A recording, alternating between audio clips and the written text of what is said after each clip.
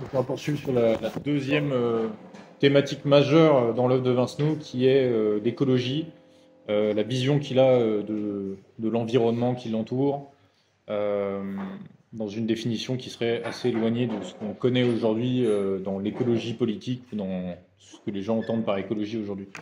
Je vais commencer par une courte définition, comme ça tout le monde situe.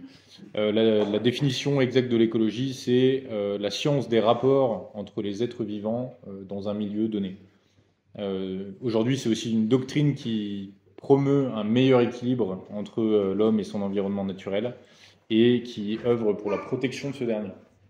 Euh, pour les Grecs, eux, étymologiquement, ça vient de oikos, c'est la maison, l'habitat, et du logos, discours, et donc c'est la science de l'habitat. La vision ancienne, elle est un peu plus complète que celle d'aujourd'hui, qui est assez superficielle. C'est une vision qui englobe à la fois la nature en elle-même, c'est-à-dire la faune, la flore, tout l'univers naturel dont est un peu exclu l'homme, et tout l'aspect anthropologique qui va aussi avec. C'est en gros, il y a d'abord une écologie entre les hommes, entre eux, avec leur environnement et l'environnement lui-même. Euh, c'est une vision globale où même les rapports humains sont à préserver, même les différentes ethnies sont à préserver. C'est beaucoup plus pointu, entre guillemets, la vision qu'on a aujourd'hui, qui est très abstraite, qui est de sauver la planète, ce qui veut tout dire et absolument rien dire. Donc c'est les deux types d'opinions qu'on peut trouver aujourd'hui. Ceux qui sont plutôt sur l'écologisme, avec une conception assez floue, mondiale, qui défend tout et rien. Euh, ce qu'on trouve aussi aujourd'hui, une opposition complète à l'écologie sous toutes ses formes, puisque les premiers ont souvent été les casse-pieds des seconds. Donc on a tendance à plus vraiment vouloir se définir comme écolo aujourd'hui, ou enfin, intéressé par l'écologie à cause de tout ce qui a été promu précédemment. Mais du coup, on va voir que Vincenot, lui, il a une vision bien particulière aussi de ce que c'est que l'écologie, de l'environnement, de sa préservation, et il redonne un peu le sens origine de ce qu'était l'écologie, c'est-à-dire une science assez conservatrice, qui est quand même souvent pour la préservation, pour quelque chose de, pas d'immobile, mais qui perdure et qui se transmet, comme on transmet sa culture, on transmet un environnement en bon état à sa descendance. Voilà. Donc lui, il propose un chemin alternatif dans son œuvre. Toute sa vie à la campagne, petit, c'est vivre dans un microcosme qui est complet. Tous les éléments sont présents. Il peut rester dans une bulle dans laquelle il ne va pas sortir. Et il en connaît chaque aspect, il connaît tout le territoire sur lequel il évolue, il connaît les mœurs des gens avec qui il vit. Il y a une espèce de forme de perfection, c'est une société organique, tout est fonctionnel. Euh, il a vécu, il est parti pour les études, et comme ça a été fait dans la présentation, il a été bloqué à Paris pour les raisons de santé d'un de ses fils. Euh, il a connu aussi ce changement de monde. Lui, il a vécu sur le début du XXe siècle, qui était encore très similaire au siècle précédent. Et il a vu radicalement, jusqu'à la fin de sa vie, une ère se terminer, une nouvelle commencer. Euh, et ça a commencé très petit. Il en parle notamment dans la Bibaude. C'est toute l'arrivée de la modernité dans les campagnes, qu'il a vécu par l'éducation qu'il a reçue à l'école, par la modernisation des moyens techniques, par le changement de vision des gens, par les changements de mœurs, par les changements de rôle de l'homme et de la femme dans la société, la perte du sacré, de la religion, etc. Tous ces livres parlent quasiment tous de la nature, de l'environnement et des hommes qui y vivent sous des aspects différents. Alors que ce soit quand il raconte sa vie un peu justement au Maroc pendant son service militaire, il observe la nature aussi à peu près de la même manière qu'il le fait quand il est chez lui. Il fait juste à titre de comparaison ce qu'il connaît et ce qu'il découvre. Euh, mais il parle toujours des trois mêmes éléments qui sont à savoir la nature, le progrès et les hommes. C'est quand il parle de tout ce qui a trait à l'écologie dans ses livres, en tout cas, est toujours situé là-dessus. Il y a toujours une nature sauvage qui est un peu idyllique. il y a toujours la vie des hommes du pays qui évoluent dans cette nature et qui vivent entre eux. Et le mode de vie est souvent perturbé par l'arrivée du progrès. C'est une ligne qu'on retrouve sous, sous plusieurs formes, dans plusieurs ouvrages.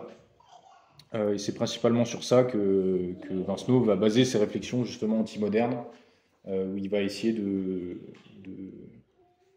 crier un peu son dégoût un petit peu de ce qui arrive. Il le voit venir déjà assez jeune et il s'était pas trompé. Il a vu exactement comment le XXe siècle allait évoluer. C'est comment dire, c'est pas un prophète, mais le personnage de la Gazette joue dans plusieurs de ses livres le rôle justement de celui qui annonce les nouvelles qui viennent de loin, qui voyage à travers la campagne, etc. C'est lui qui annonce les nouvelles, c'est lui qui annonce les nouveaux mariages, les nouvelles naissances, les décès, etc. C'est aussi le premier à apporter la nouvelle, de dire que la modernité est arrivée. C'est le premier à en être témoin. Et ça, c'est quelque chose qui est très marquant chez Vincenot, c'est le progrès est vraiment venu détruire un monde relativement, pas idyllique, mais un monde qui était relativement équilibré, bien structuré, est venu l'effondrer, l'effriter petit à petit. Donc Vincenot, il est élevé pendant une partie de son enfance à la ville et à la campagne. Ça va lui développer deux passions. La partie de la ville dans laquelle il vit, c'est le quartier de la Gare, à Dijon. Et vivant dans la rue des Perrières, il habite juste au-dessus de la gare et sa première passion, ça va être les trains. Ça va être la technique et ce sera d'ailleurs son métier ensuite de travailler, de documenter la vie du rail, d'être journaliste pour le chemin de fer. Il vient d'une famille de cheminots, il habite dans le quartier des cheminots de la gare. Donc le train, ce sera toujours important pour lui. Pourtant, le train, c'est quand même un symbole de la modernité assez prononcé. Mais à l'époque où Vincenot naît, le train, c'est déjà implanté et c'est déjà institué, c'est plus une nouveauté. Donc il a un regard différent là-dessus. Et la deuxième partie, c'est l'amour qu'il aura pour la chasse et pour la nature, qu'il va découvrir avec son grand-père, le Tremblot, qui va l'initier au rite de la chasse et du coup qui va en faire un petit sauvage, en gros, qui est parfaitement à l'aise dans la nature et qui à la fois il vit dans les deux mondes, quoi. Il est expatrié à la capitale, alors il fait ses études, ensuite il part à la capitale. Il va travailler loin de toute cette nature, etc.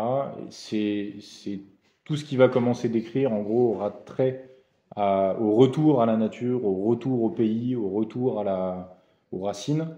Et il va jamais cesser, en gros, d'écrire sur sa forêt natale, le retour à la vallée. Et il y aura toujours la ligne de crête, ce sera toujours retourner à la peurie, racheter la peurie, la rebâtir et y élever sa famille et pourquoi pas refaire le début d'un clan comme lui il a connu gamin et ce dans quoi il a été élevé. Et donc ça va tellement lui manquer que tous ses romans et tous ses écrits biographiques ne parleront quasiment que de son pays natal, quasi exclusivement. Vincenot, il est devenu célèbre dans les années 70 avec la Bibaude et le Pape des Escargots. Il a failli être prix Goncourt pour un livre précédent, mais c'est vraiment dans les années 70 qu'il est devenu connu. On l'appelait le grand-père bourguignon, c'est le surnom qu'on lui donnait quand il passait à la télévision pendant cette période un peu de célébrité. Ça correspond avec les balbutiements de l'écologie politique.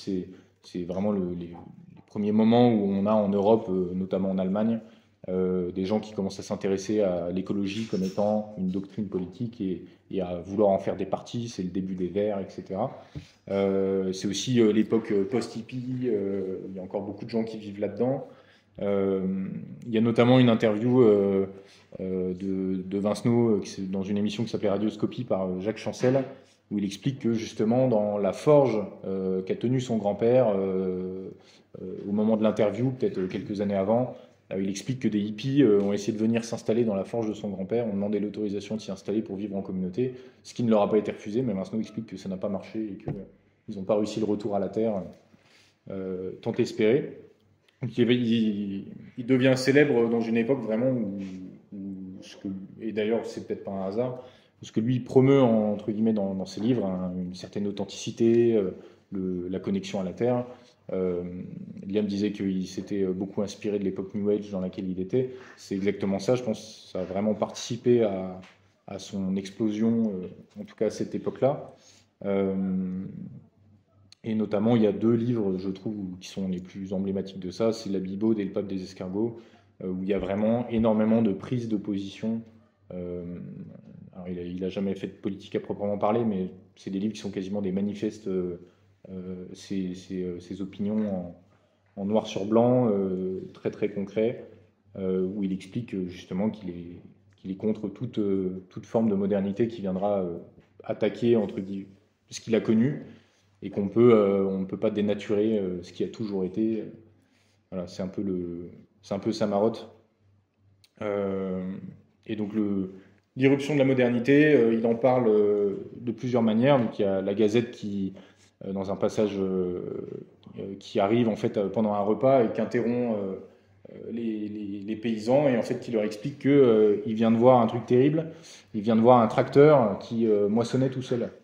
Et donc, ça fait un peu rire les autres en se disant, eh ben, c'est bien, s'ils moissonnent plus vite, on aura fini les moissons plus vite.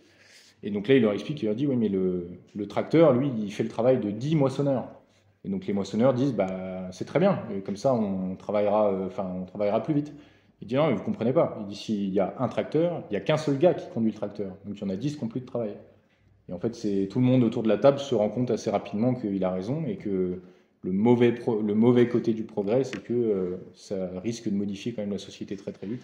Vous mettez un tracteur et vous mettez 10 moissonneurs au chômage.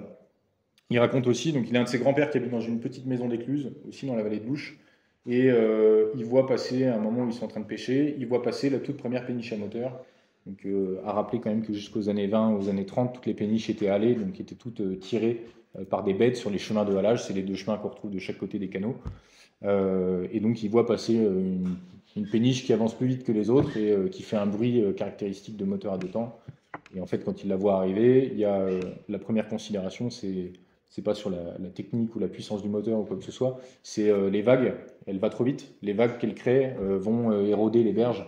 En fait, il y aura plus d'écrevisses et il y aura plus enfin, tout ce qui vit dans les berges va disparaître. Et donc, en fait, c'est première source d'alimentation des gens qui vivent au bord de l'eau va disparaître. Et ensuite, il y a un troisième moment où il y a la même réalisation, c'est la toute première voiture qu'il voit arriver. Et c'est la voiture du notable du coin, c'est un des médecins du secteur qui est le premier à avoir une voiture et à ne pas se déplacer pardon, en chariot ou en diligence. Et qui du coup arrive avec sa voiture qui pétarade. Et là, c'est pareil, ils se rendent compte que du coup, ce qu'on est capable de faire avec une voiture qui remplace le cheval et le déplacement à pied, ça va considérablement modifier le monde, puisque tout le livre est truffé de passages où aller faire les courses, aller voir un tel, prendre des nouvelles ou aller assister à un baptême, c'est 2 jours de marche. Parce que les gens s'y rendent à pied. Et voilà. Donc ça modifie toute une époque assez spéciale qui est celle d'avant la montre, en gros, où les gens n'étaient pas préoccupés par le temps. Que le temps était bien évidemment compté avec la lumière du jour, et il y avait les églises qui sonnaient les coups, etc. Mais on ne pouvait pas donner rendez-vous aux gens à la minute à l'extérieur d'un village au milieu du champ. C'était à des moments précis de la journée pour se retrouver. Et ça, Vincenot l'a beaucoup défendu en disant que c'était probablement la chose qui l'avait le plus perturbé dans les changements des mœurs des gens. C'était la civilisation lente qui avait disparu, qu'on demandait aux gens de pointer à l'usine, pour lui c'était absolument insupportable. Et surtout qu'on soit à la minute près capable de dire où est-ce qu'on va aller et d'avoir un véhicule qui nous permet de faire 10 fois le trajet dans le même temps où il aurait fallu pour le faire à pied. Il remet beaucoup en question tout ça et il voit aussi l'arrivée de la consommation. Il vit à l'époque de l'arrivée des premiers supermarchés. Dans les années 60, il voit les changements de société. Le pape des escargots parle intégralement d'un type authentique qui n'a pas connaissance du monde moderne, qui finit par être poussé à aller faire des études aux Beaux-Arts à la capitale. Il débarque et il découvre un monde en fait qui n'a rien à voir avec le sien. C'est vraiment pour lui l'époque de la fracture la plus totale qu'il peut y avoir entre les gens de la campagne très enracinés qui vivent justement, qui ont leur cosmos dans les 30 km qui les entourent, et ceux qui vivent dans le nouveau monde qui est ouvert à tout et tout le temps. Il y a aussi une autre question qui le touche énormément, c'est l'exode rural. Euh, euh, le fait que beaucoup de gens soient déjà partis à la ville au 19e siècle. Je crois que j'avais vu un article là-dessus. Il me semble qu'il y avait pas loin de 130 000 Bourguignons qui étaient partis s'établir à Paris sur le 19e siècle. c'est quand même assez énorme. Et dans une région qui était très paysanne et très peu peuplée, il faut ajouter à ça que Vincenot, il naît juste après la Première Guerre mondiale qui lui a enlevé son père, et que comme son père est décédé là-bas, je crois qu'il y a pas loin de 45 000 Bourguignons, je crois qu'on a dû mourir pendant la guerre de 14-18. Donc au total, la modernité vient en plus enfoncer le clou du cercueil de finir de vider les campagnes. Il y a le train, il y a les voitures, les bateaux circulent à moteur, on va plus vite, plus loin, et on peut partir aussi de son pays plus rapidement et plus loin. Et ça va pousser beaucoup de gens à partir à la ville. Et ça va complètement couper le lien que beaucoup de gens avaient avec leur terroir, avec l'environnement humain et naturel dans lequel ils étaient. Et le dernier facteur qui le touche énormément vis-à-vis de ça aussi, c'est la remise en question des croyances et des pratiques, puisque du coup tous les rituels et toutes les pratiques sociales populaires qui avaient un rapport avec l'environnement, qui nécessitaient d'en avoir une bonne connaissance. Il parle beaucoup justement dans la vidéo il y a une guérisseuse dans sa famille qui connaît toutes les plantes et qui sait tous les mélanges à faire. Aujourd'hui, qui connaissez-vous autour de vous qui soit capable encore de faire ce genre de choses, c'est assez rare. Et enfin, ça, dans le Pape des Escargots, il en parle énormément, c'est la dénonciation de la destruction de la nature, c'est le fait de faire table rase de ce qui a été sacré pour les gens de la commune à côté ou pendant très longtemps, à des buts qui n'ont aucune valeur ajoutée en fait pour la communauté locale.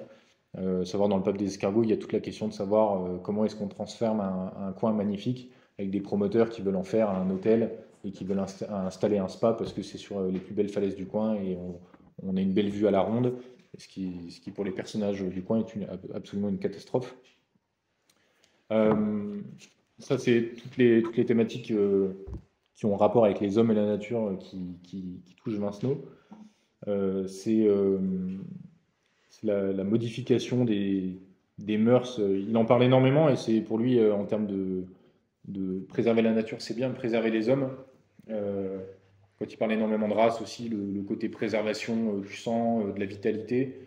Justement, pour lui, la ville, la modernité, tout ça tue la vitalité. Et c'est de la même manière, c'est pour ça que les villages se vident et que les forêts se déboisent.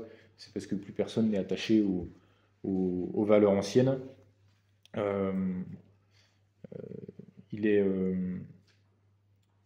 il est très perturbé par comment dire, des problèmes de jeunesse aussi qui ne sont pas forcément ce qu'on considère comme étant des questions principales, mais je pense au Maître des Abeilles aussi, où Vincenot fait un espèce de plaidoyer pour sauver la jeunesse par par le fils du personnage principal, qui est un jeune qui retrouve sa santé et qui retrouve une vie après que son père l'ait arraché à la ville alors qu'il est héroïnomane, qu'il a une vie dissolue, qu'il n'a pas d'avenir. Et donc c'est son père qui l'arrache à la ville et sa cure de désintox, c'est pas dans un centre, c'est son père qui l'emmène rebâtir la ferme qu'il a vu s'effondrer dans son rêve.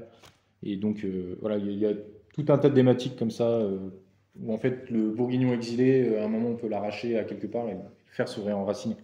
C'est un peu sa marotte. Ensuite, dans son œuvre, il y a il y a trois manières d'aborder la nature et l'environnement.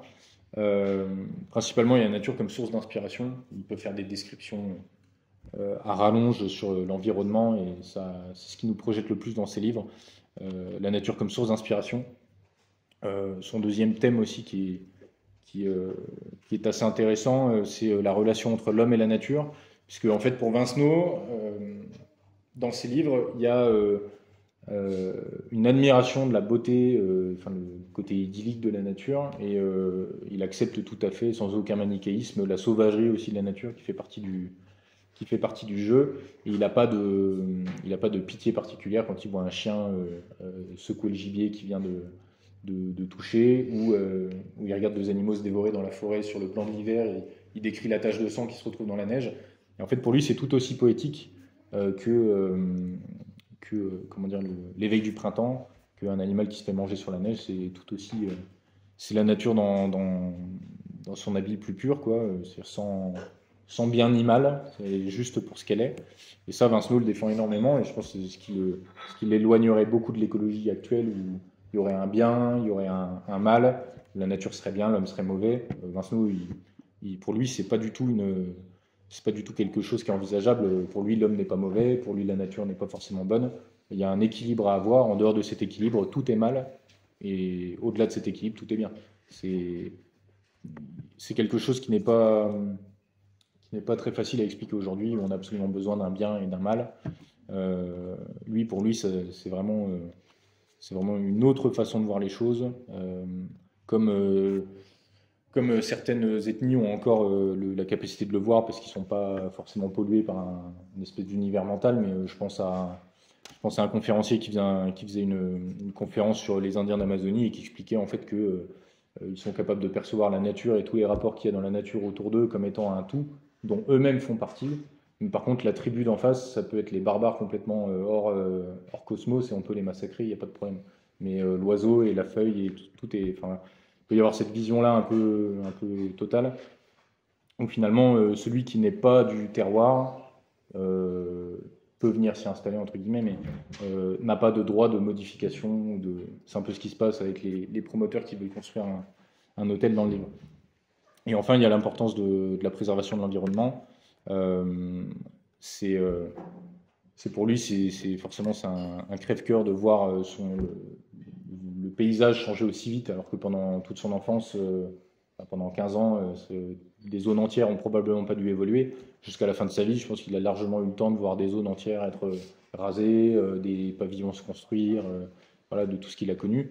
Et, euh, et quand il raconte ses souvenirs d'enfance, des endroits que moi je connais, parce que j'habite quasiment dans le coin où tout se déroule, je vois la description de certains, même de certains chemins que moi je prends ou des routes par lesquelles je passe. Et plus rien n'est raccord avec ce qui est raconté, tout a complètement changé, alors qu'on a quand même deux champs et une route. Mais ça a été reterrassé, enfin, voilà, il y a une forêt qui a été rasée qui n'existe plus, là il y avait un calvaire qui a été tombé. Enfin, c'est, tout a dû bouger beaucoup plus vite que ce que ses ancêtres ont connu pendant des siècles et des siècles. Et enfin, il y a trois livres qui abordent le plus, je trouve, le- la question de la nature et de l'écologie. Il y a les étoiles de Compostelle, qui est beaucoup axé sur le sacré, qui se passe en partie au Moyen Âge, qui a beaucoup de questionnements plutôt spirituels. Mais en fait, il y a aussi le côté spirituel de la nature dans le livre. C'est une espèce de personnage secondaire qui est présent un peu partout dans le livre. Il y a aussi la Bibaude, où là, du coup, c'est ses souvenirs d'enfance. Euh, Comme ça a été dit, c'est un livre qui est principalement axé sur la chasse. Le titre vient de là, hein. La Bibaude, c'est une technique de chasse. C'est chasser de manière un peu désordonnée, hein. C'est de la chasse instinctive. En gros, c'est pas organisé avec un chef de battu, avec une ligne. Voilà. C'est une chasse en bande qui est un peu libre. C'est le livre dans lequel il raconte le plus fidèlement son enfance. C'est aussi celui dans lequel on trouve le plus de réflexions sur la relation entre l'homme et la nature, puisqu'il parle énormément de chasse, et à mon avis, il n'y a que la chasse pour parler aussi bien du rapport entre l'homme et la nature. C'est par la chasse, ce qui permet de contredire pas mal les antichasses aujourd'hui, c'est par la chasse aussi que Vincenot va s'intéresser à la préservation de l'environnement et notamment de la faune. Il y a un livre qui est le livre de recettes de famille de Vincenot, où il y a toutes les recettes de sa famille qu'il a compilées, qu'il a sauvegardées. Donc, qui est probablement le meilleur livre pour avoir des recettes bourguignonnes authentiques. Et il fait aussi euh, des recettes de gibier. Et il y en a une, en fait, il donne la recette, mais il dit dans la description qu'elle va être compliquée à faire et que lui-même l'a jamais goûté. C'est-à-dire qu'en gros, c'était, je sais plus si c'est ses grands-parents qui la faisaient ou ses parents, je sais plus. C'est un truc au chevreuil, et il dit de toute façon, le chevreuil est tellement difficile à trouver aujourd'hui, et qu'en fait, le chevreuil a failli être éteint, et qu'on a du mal à y penser aujourd'hui. Qu'en Bourgogne, par exemple, il était tellement chassé qu'en fait, à un moment, on n'en trouvait plus. Et donc il écrit que lui-même l'a pas goûté. C'est pas, il dit de toute façon le chevreuil, pour en trouver, bonne chance. Alors qu'en fait aujourd'hui, on en a, il a été multiplié par 50 à peu près depuis l'époque où il était quasi éteint, quoi. Donc c'est la chasse comme vecteur d'intérêt pour la nature, de connaissance de la nature. Et puis surtout, il y a dans la Bible son grand-père qui lui fait l'école buissonnière et qui lui fait tout découvrir, la chasse, la cueillette, tout le reste est complémenté par les gens de sa famille, la guérisseuse qui lui apprend les plantes. Et en fait, dans le même temps, il est scolarisé dans un collège à Dijon. C'est-à-dire qu'en fait, ces week-ends, c'est vraiment une immersion complète dans la communauté des hommes qui vivent encore de la terre, et le reste de la semaine, il vit de manière plutôt austère dans un pensionnat où il n'a pas le droit de sortir, alors que sa vie, lui, c'est de courir les bois. Et enfin, le peuple des escargots, où justement, comme je disais, par rapport à l'histoire avec les promoteurs, la confrontation avec la modernité, c'est un livre qui est plutôt axé sur l'exploration des enjeux écologiques et sociaux. En fait, c'est comment on déracine, en fait, hein. Enfin, ce livre parle un peu de ça. Comment est-ce qu'on déracine? Est-ce qu'on peut fabriquer des gens complètement déconnectés de la nature? Quel est l'intérêt, en gros, de rester connecté à tout ça? Euh, et c'est un, il y a tout le passage où il est à Paris, le personnage principal, Gilbert, où il est à Paris, où en fait les Parisiens le trouvent original, parce que c'est un type authentique du terroir. Ils le trouvent original, mais en fait ils ont un mépris complet pour là d'où il vient, et ils comprennent pas que lui il puisse être aussi attaché en fait à sa terre. Et le Parisien déjà de base, c'est déjà pittoresque dans les années 70 de croiser un gars de la campagne qui vit comme un gars de la campagne. Euh, donc voilà. Et Henri Vincenot, la fin de sa vie, ça a été enfin une grande partie de sa vie, ça a été de retaper le hameau donc de la période, comme on en a parlé.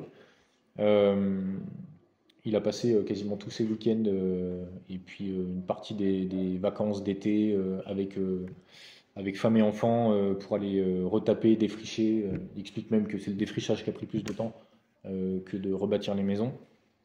Euh, la maison est toujours debout d'ailleurs, c'est dans un fond de vallée, dans une combe, comme on dit, un fond de vallée qui est magnifique. Et il a passé énormément de temps en fait dans ce lieu à essayer de revivre comme il avait vécu enfant. Et il y a un livre qui est très bien là-dessus qui s'appelle Prélude à l'aventure, qui est assez court. Où en fait, c'est juste sur 30 ans, 30-40 ans, la période de rénovation de la peurie et du coup les moments de famille et les moments d'enracinement qu'ils vivaient par procuration, enfin en allant là-bas. Et il y a une petite transition dans le livre à partir du moment où ils retournent définitivement se réinstaller dans le coin. Et donc en fait, ça devient vraiment chez eux. Et ils avaient une maison à Commarin dans le village à côté. Ils venaient vivre une partie de l'année, parfois plusieurs mois d'affilée, dans la peurie, où ils vivaient sans électricité, sans eau courante. Et lui et sa femme aimaient beaucoup ça. Et dans la fameuse interview avec Jacques Chancel, ça fait déjà plusieurs années qu'il revit comme il avait toujours connu dans son enfance.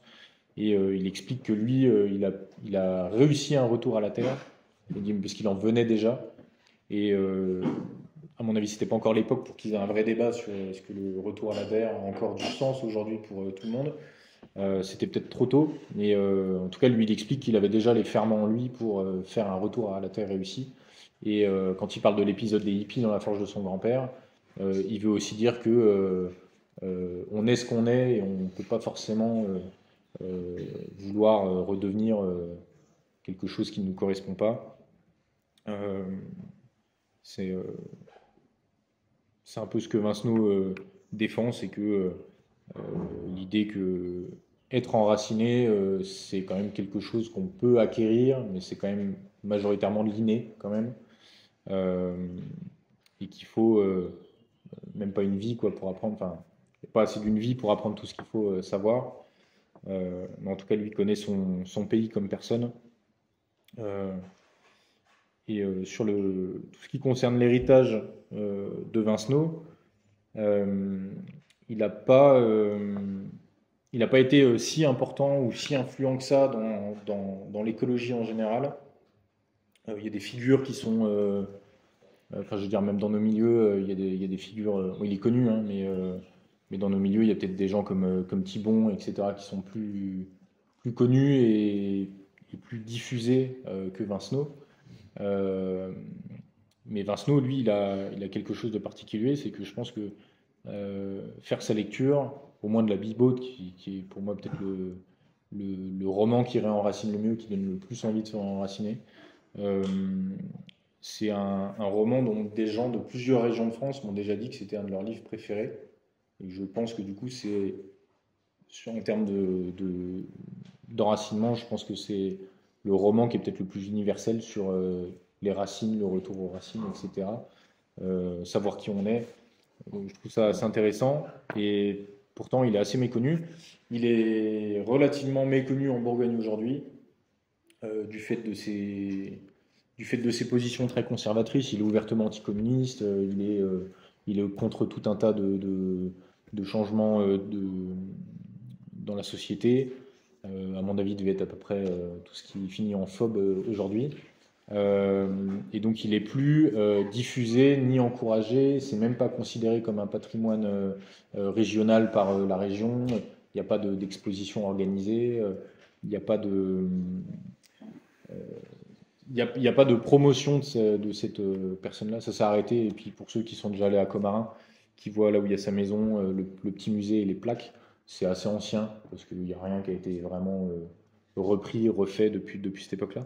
Et en fait, même à son époque, il devait être beaucoup trop radical pour les premiers écologistes. Il devait beaucoup être trop axé en fait sur la terre, le sang. Donc à mon avis, ça devait être trop éloigné de ce que eux voulaient faire, en tout cas de l'écologie. Et je pense qu'ils ont bien réussi aujourd'hui, où ils ont complètement réussi à dissocier l'écologie des petits milieux.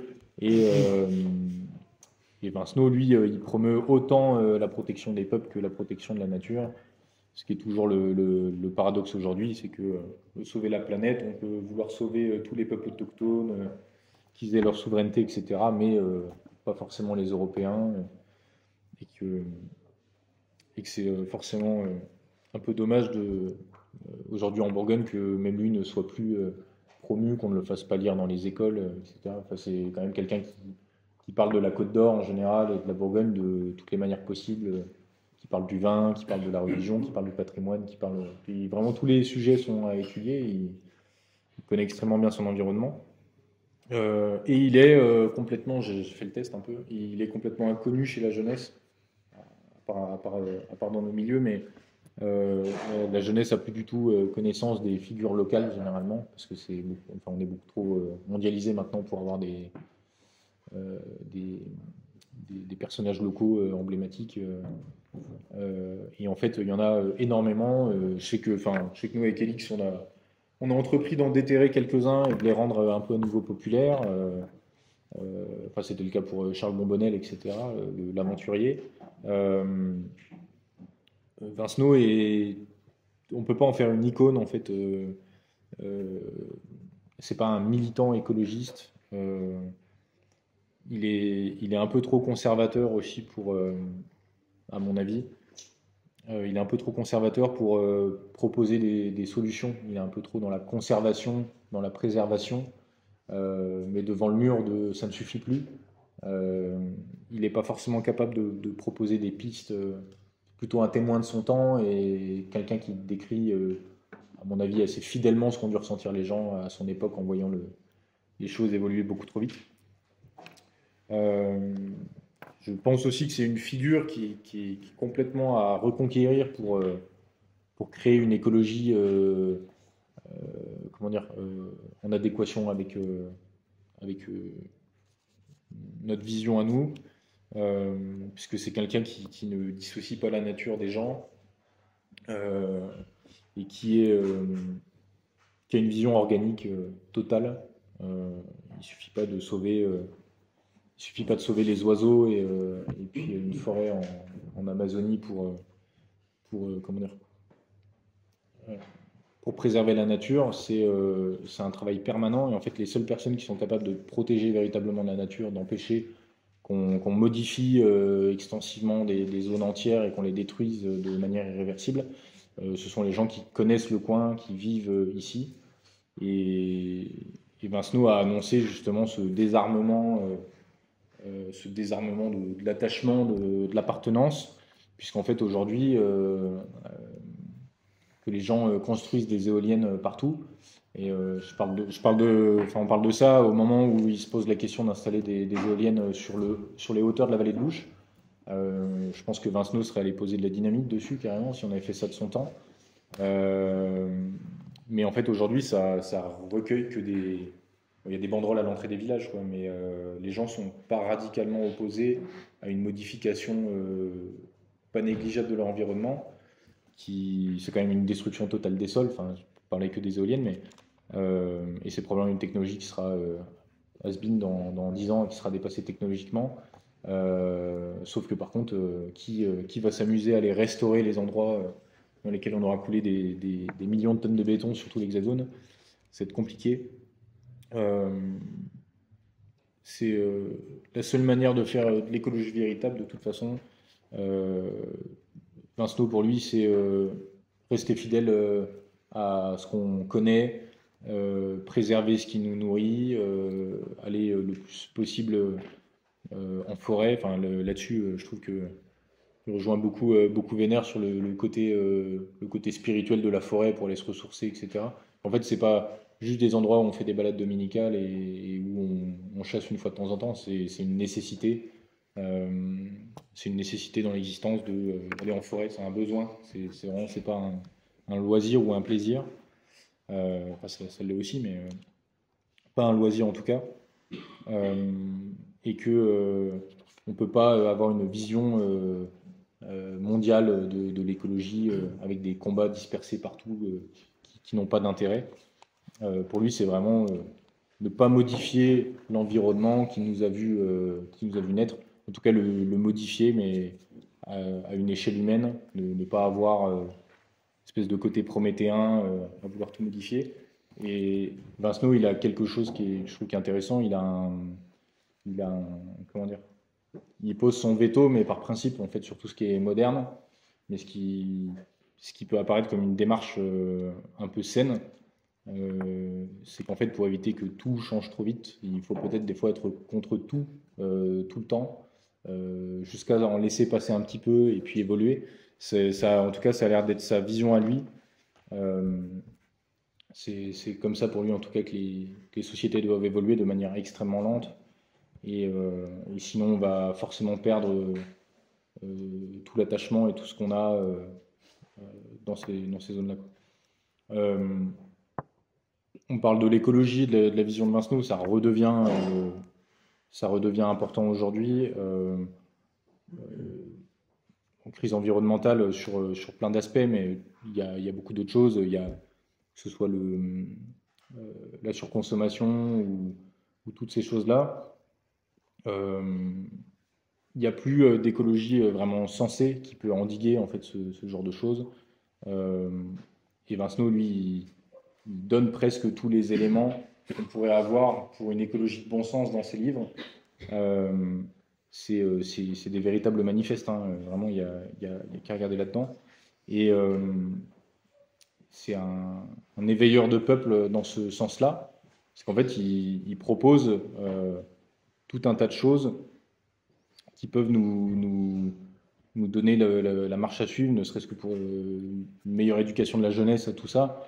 En fait, il ne faudrait pas faire des classes vertes, il faudrait élever les gamins un peu comme Vincenot a connu, en fait, pour qu'ils soient à nouveau euh, réattachés à leur patrie. Euh, et la nature a quelque chose de particulier pour lui, euh, c'est que ça nous façonne, premièrement, et ça nous dit d'une façon très particulière ce que nous sommes. Et en fait, la nature est un peu notre miroir.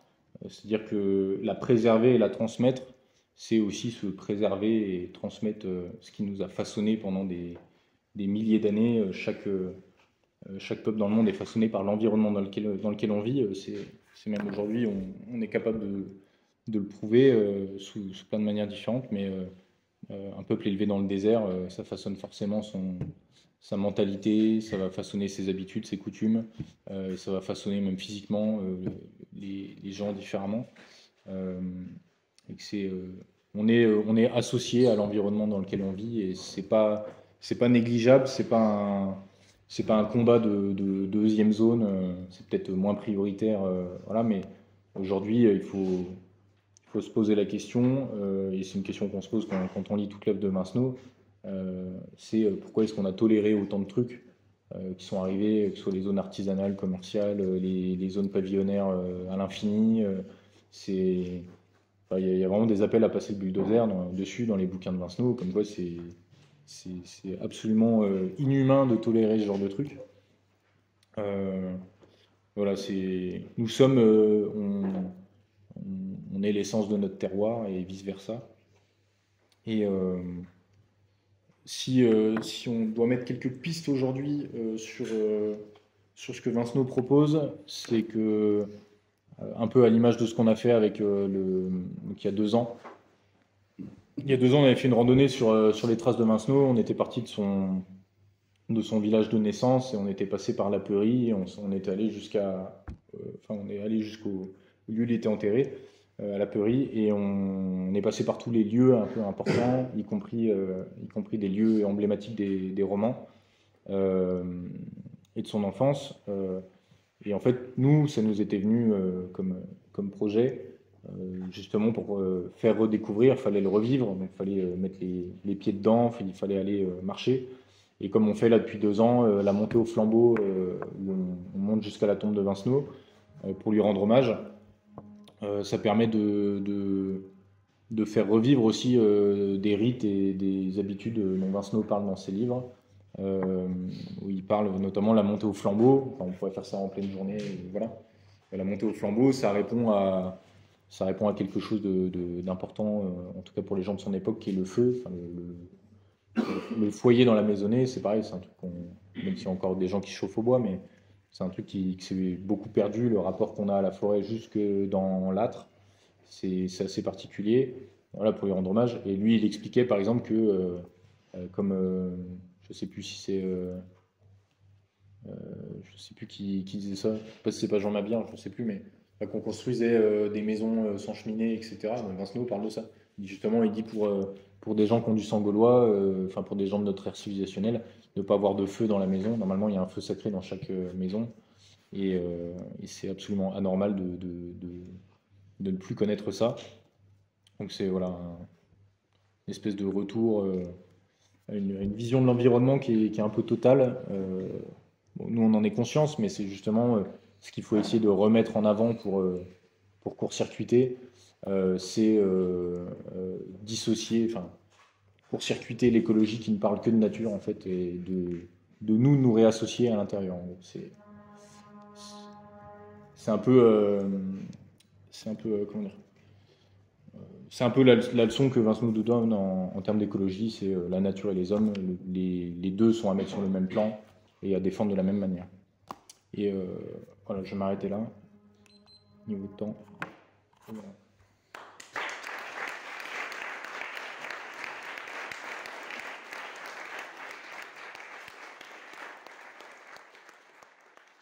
Bien, rebonjour à tous.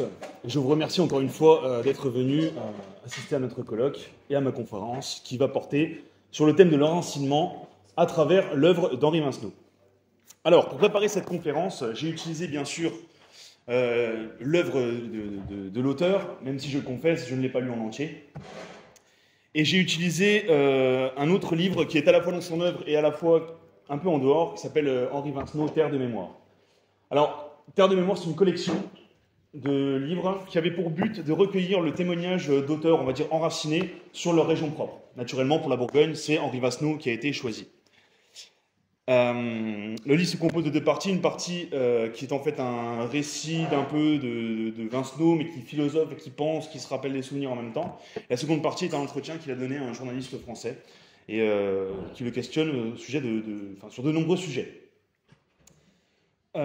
Pourquoi j'ai choisi ce livre? Parce qu'en fait, parler de l'enracinement, c'est parler de quelque chose qui est disséminé, vous l'aurez compris, à l'aide des conférences de mes camarades, à travers l'intégralité de l'œuvre de Vincenot. C'est-à-dire qu'il y en a des morceaux dans à peu près chacun de ses ouvrages. Aussi, il me fallait faire une synthèse, en quelque sorte. Et ce livre a la particularité d'être extrêmement synthétique. Il aborde tous les aspects que l'auteur a voulu traiter dans son œuvre. Et je trouve qu'il est une parfaite synthèse de son esprit et de ce qu'il a voulu faire. C'est pourquoi je vous recommande chaudement de l'acheter. Il peut encore se trouver, il reste encore quelques exemplaires disponibles sur Internet, il me semble. Henri Vincenot, Terre de mémoire. Alors, l'enracinement, pourquoi, comment? Tout d'abord, pourquoi Vincenot met un point d'honneur à parler de ce sujet-là? Eh bien, Je pense que c'est quelqu'un, déjà, il faut l'expliquer par son histoire propre, c'est quelqu'un qui est né entre deux périodes, comme l'a rappelé mon camarade. C'est-à-dire qu'il est né en 1912, mort en 85, donc il a pu observer véritablement le siècle de la modernité, le siècle du changement. Il est né, il a été enfant juste après la Première Guerre mondiale, donc il a connu la Deuxième Guerre mondiale, et il est dans ses dernières sa vie, il a connu l'arrivée du rock'n'roll, si on est suivi, quoi. C'est pour vous dire le changement radical qu'il a pu voir au cours de sa vie. Vous n'êtes pas sans ignorer non plus que l'histoire s'est en quelque sorte accélérée depuis les 2 derniers siècles et que ça l'a profondément marqué. Lui, la modernité l'a profondément marqué et je pense c'est quelqu'un qui a été extrêmement sensible à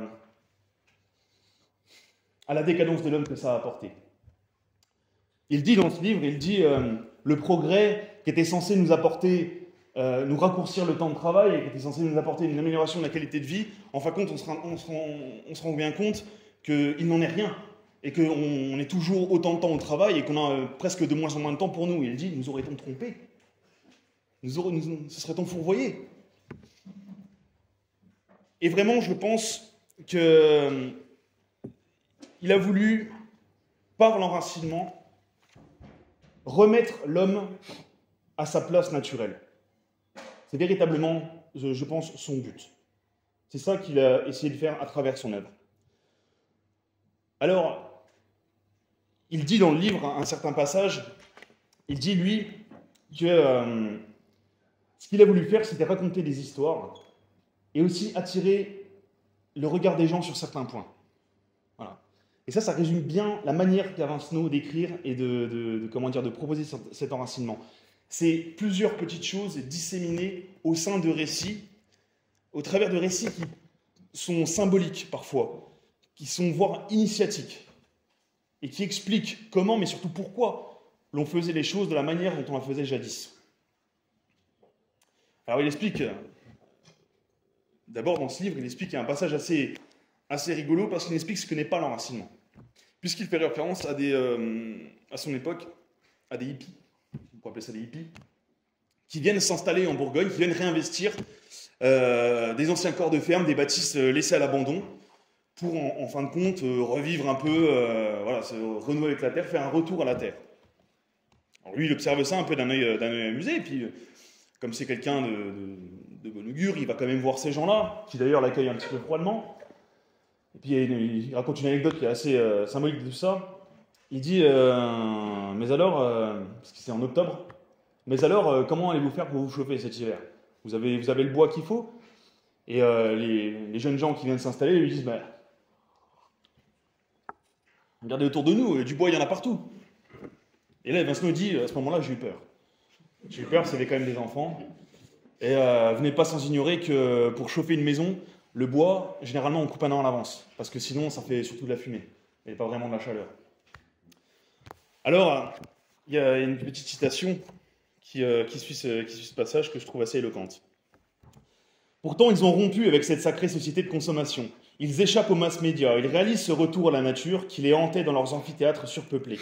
Il ne manque que leurs produits non sophistiqués, non pollués. Ils ont retrouvé le contact par la plante des pieds, ils marchent souvent pieds nus, par la main, par l'outil, avec la terre, mais n'ont pas encore acquis la sagesse. Contrairement à ce qu'ils imaginent, il ne suffit pas de se laisser pousser le poil, de se chausser de mocassins, de répudier les détersifs miracles, d'ignorer le mazout et l'électricité pour communier avec le pays. Il faut le temps de se faire ou de refaire des racines. Il ajoute un peu plus loin, car on ne comprend un pays que par ses grands-parents. Il y faut une dizaine de tombes pour le saisir. Vous voyez déjà que le type a quand même le sens de la phrase. Il explique que voilà, l'enracinement, c'est pas simplement revenir à la campagne et tout de suite se mettre dans un mode de vie extrêmement radical où on vit pieds nus et sur des maisons des maisons dont le sol est fait de terre battue, mais qu'il y a quand même quelque chose de plus derrière ça. En fait, le but de ma conférence, moi, c'est de vous exposer en quelque sorte comment il amène cet enracinement et par quel chemin. Alors, je vais déterminer 4 grands axes, en quelque sorte, mais qui vont quand même se recouper. Parce qu'on ne peut pas dire que l'œuvre de Vincenot soit bien définie, carrée, c'est plus une myriade de points, comme j'insiste à le dire. Alors tout d'abord, il y a bien entendu un axe spirituel, mais mon camarade ici présent vous en aura parlé un petit peu déjà, on va y revenir néanmoins un peu. Il y a l'axe historique et géographique, l'axe moral et philosophique, et enfin l'axe pratique. Alors commençons tout de suite avec le spirituel. Vincenot encense le christianisme de ses grands-parents. Le christianisme des petites gens, des gens simples pour qui véritablement la vie était sacrée et la religion sacralisait chaque moment de la vie. Il se rappelle bien sûr des grands-mères qui priaient et des gens qui psalmodiaient lors de l'Angélus. L'Angélus, vous le savez, c'est la prière, c'est le son des cloches à 19h, 3 fois 3 coups, puis une myriade de coups, qui symbolise généralement la fin de la journée. À cette heure-là, on remercie le ciel pour la terre et pour les bienfaits apportés la journée de travail. On trouve une myriade de références au christianisme un petit peu, alors j'ai dit ancestral, il faut comprendre de quoi on parle. Je vais me permettre un petit pont avec la section suivante qui est sur le côté historique et géographique. Il y a deux époques qui inspirent énormément Vincenot. Ça va être le Moyen-Âge et le 19e siècle. Pour lui, vraiment, c'est deux périodes desquelles il tire beaucoup de ses romans, beaucoup de l'essence de ses livres. Et véritablement, pour lui, il y a quelque sorte de l'âge d'or de la Bourgogne, mais presque même de la France, c'est le 19e siècle. Il a écrit à ce sujet un livre qui s'appelle La vie des paysans bourguignons au siècle de Lamartine, et qui est extrêmement descriptif, qui est un ouvrage quasiment scolaire de description qui parle, donc tout est dans le titre. Quoi. Bref. Bien sûr, au-delà de l'aspect chrétien, il y a tout l'aspect qu'on pourrait appeler païen, en quelque sorte, parce que Vincenot insiste aussi bien sûr, sur la religion antéchristianisme, celle des Celtes, celle des Gaulois. Et loin de les mettre en opposition, il voit dans le christianisme une espèce de continuation des racines celtiques de la France. Et ça, il y a un livre qui explique tout sur ce sujet, c'est Les Étoiles de Compostelle, où véritablement c'est le propos du livre, où l'on voit des bâtisseurs de cathédrales qui sont des compagnons initiés au secret des druides, en quelque sorte.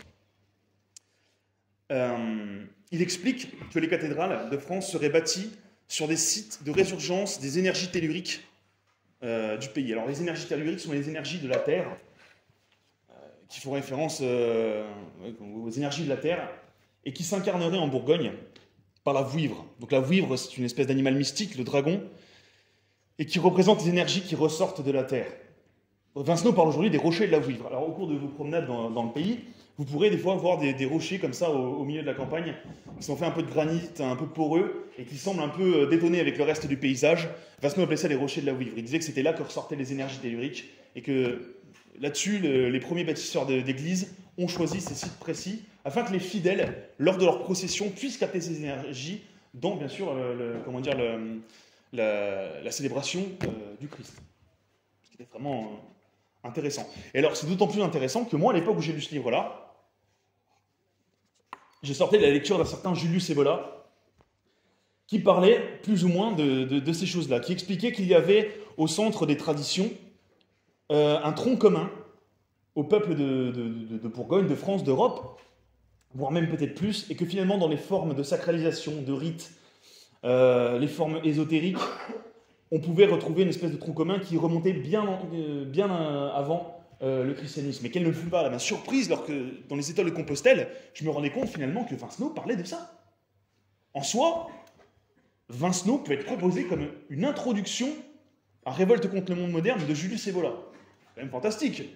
Parce que, autant Vincenot, c'est quelque chose qui est, que tout le monde peut lire, autant Evola, il faut quand même un peu s'accrocher, quoi. Donc c'est un parallèle qui est extrêmement intéressant. En effet, Vincenot, en fait, de manière plus profonde, la spiritualité plus profonde, il parle beaucoup d'initiation, d'idéal symbolique. Alors l'initiation, c'est le fait, par la connaissance, de naître une deuxième fois, de devenir quelqu'un d'autre, de s'accomplir en quelque sorte. Et beaucoup de ces personnages, en fait, dans ces livres, sont des personnages en quête de quelque chose, qui vont se révéler par l'initiation, ou qui sont à la poursuite d'un idéal symbolique. Par exemple, Gilbert, dans Le Pape des Escargots, lui veut bâtir un calvaire et restaurer une chapelle. Il ne veut pas en faire un Airbnb. Il y a toute une quête de l'accomplissement par le travail. De même dans les Étoiles de Compostelle, dans l'œuvre de Cher, le personnage est à la recherche de l'amour pur de la femme idéale qu'il poursuit tout au long de sa vie, qui d'ailleurs l'entraîne dans une aventure. Et à la fin, il y a une espèce de retournement de situation qui est très intéressant d'ailleurs. Mais de ce point de vue-là, par exemple, je fais un parallèle tout immédiat avec Révolte contre le monde moderne, où Evola explique que lorsque les Templiers poursuivaient la dame, la quête du chevalier servant qui défendait la dame, ils ne parlaient pas forcément d'une dame physique, mais peut-être de quelque chose d'un peu plus profond, d'un peu plus symbolique, un peu plus imagé. Je pense qu'il y a là un parallèle à faire. Dans le Maître des Abeilles, le personnage obtient une sorte de rédemption par le travail, thème qui est récurrent et très important chez Vincenot. Pour lui, c'est véritablement quelque chose qu'on retrouve finalement au cours de notre histoire, qui fait partie des récits de la transmission orale, sur lesquels il insiste, qui sont une transmission orale qui est très importante chez les Celtes. Et c'est ce qu'il essaie en fait en quelque sorte de faire par ces récits. Il remet au goût du jour finalement des contes vieux de quelques centaines d'années, voire peut-être plus, et il nous les repropose sous des formes un peu modernisées.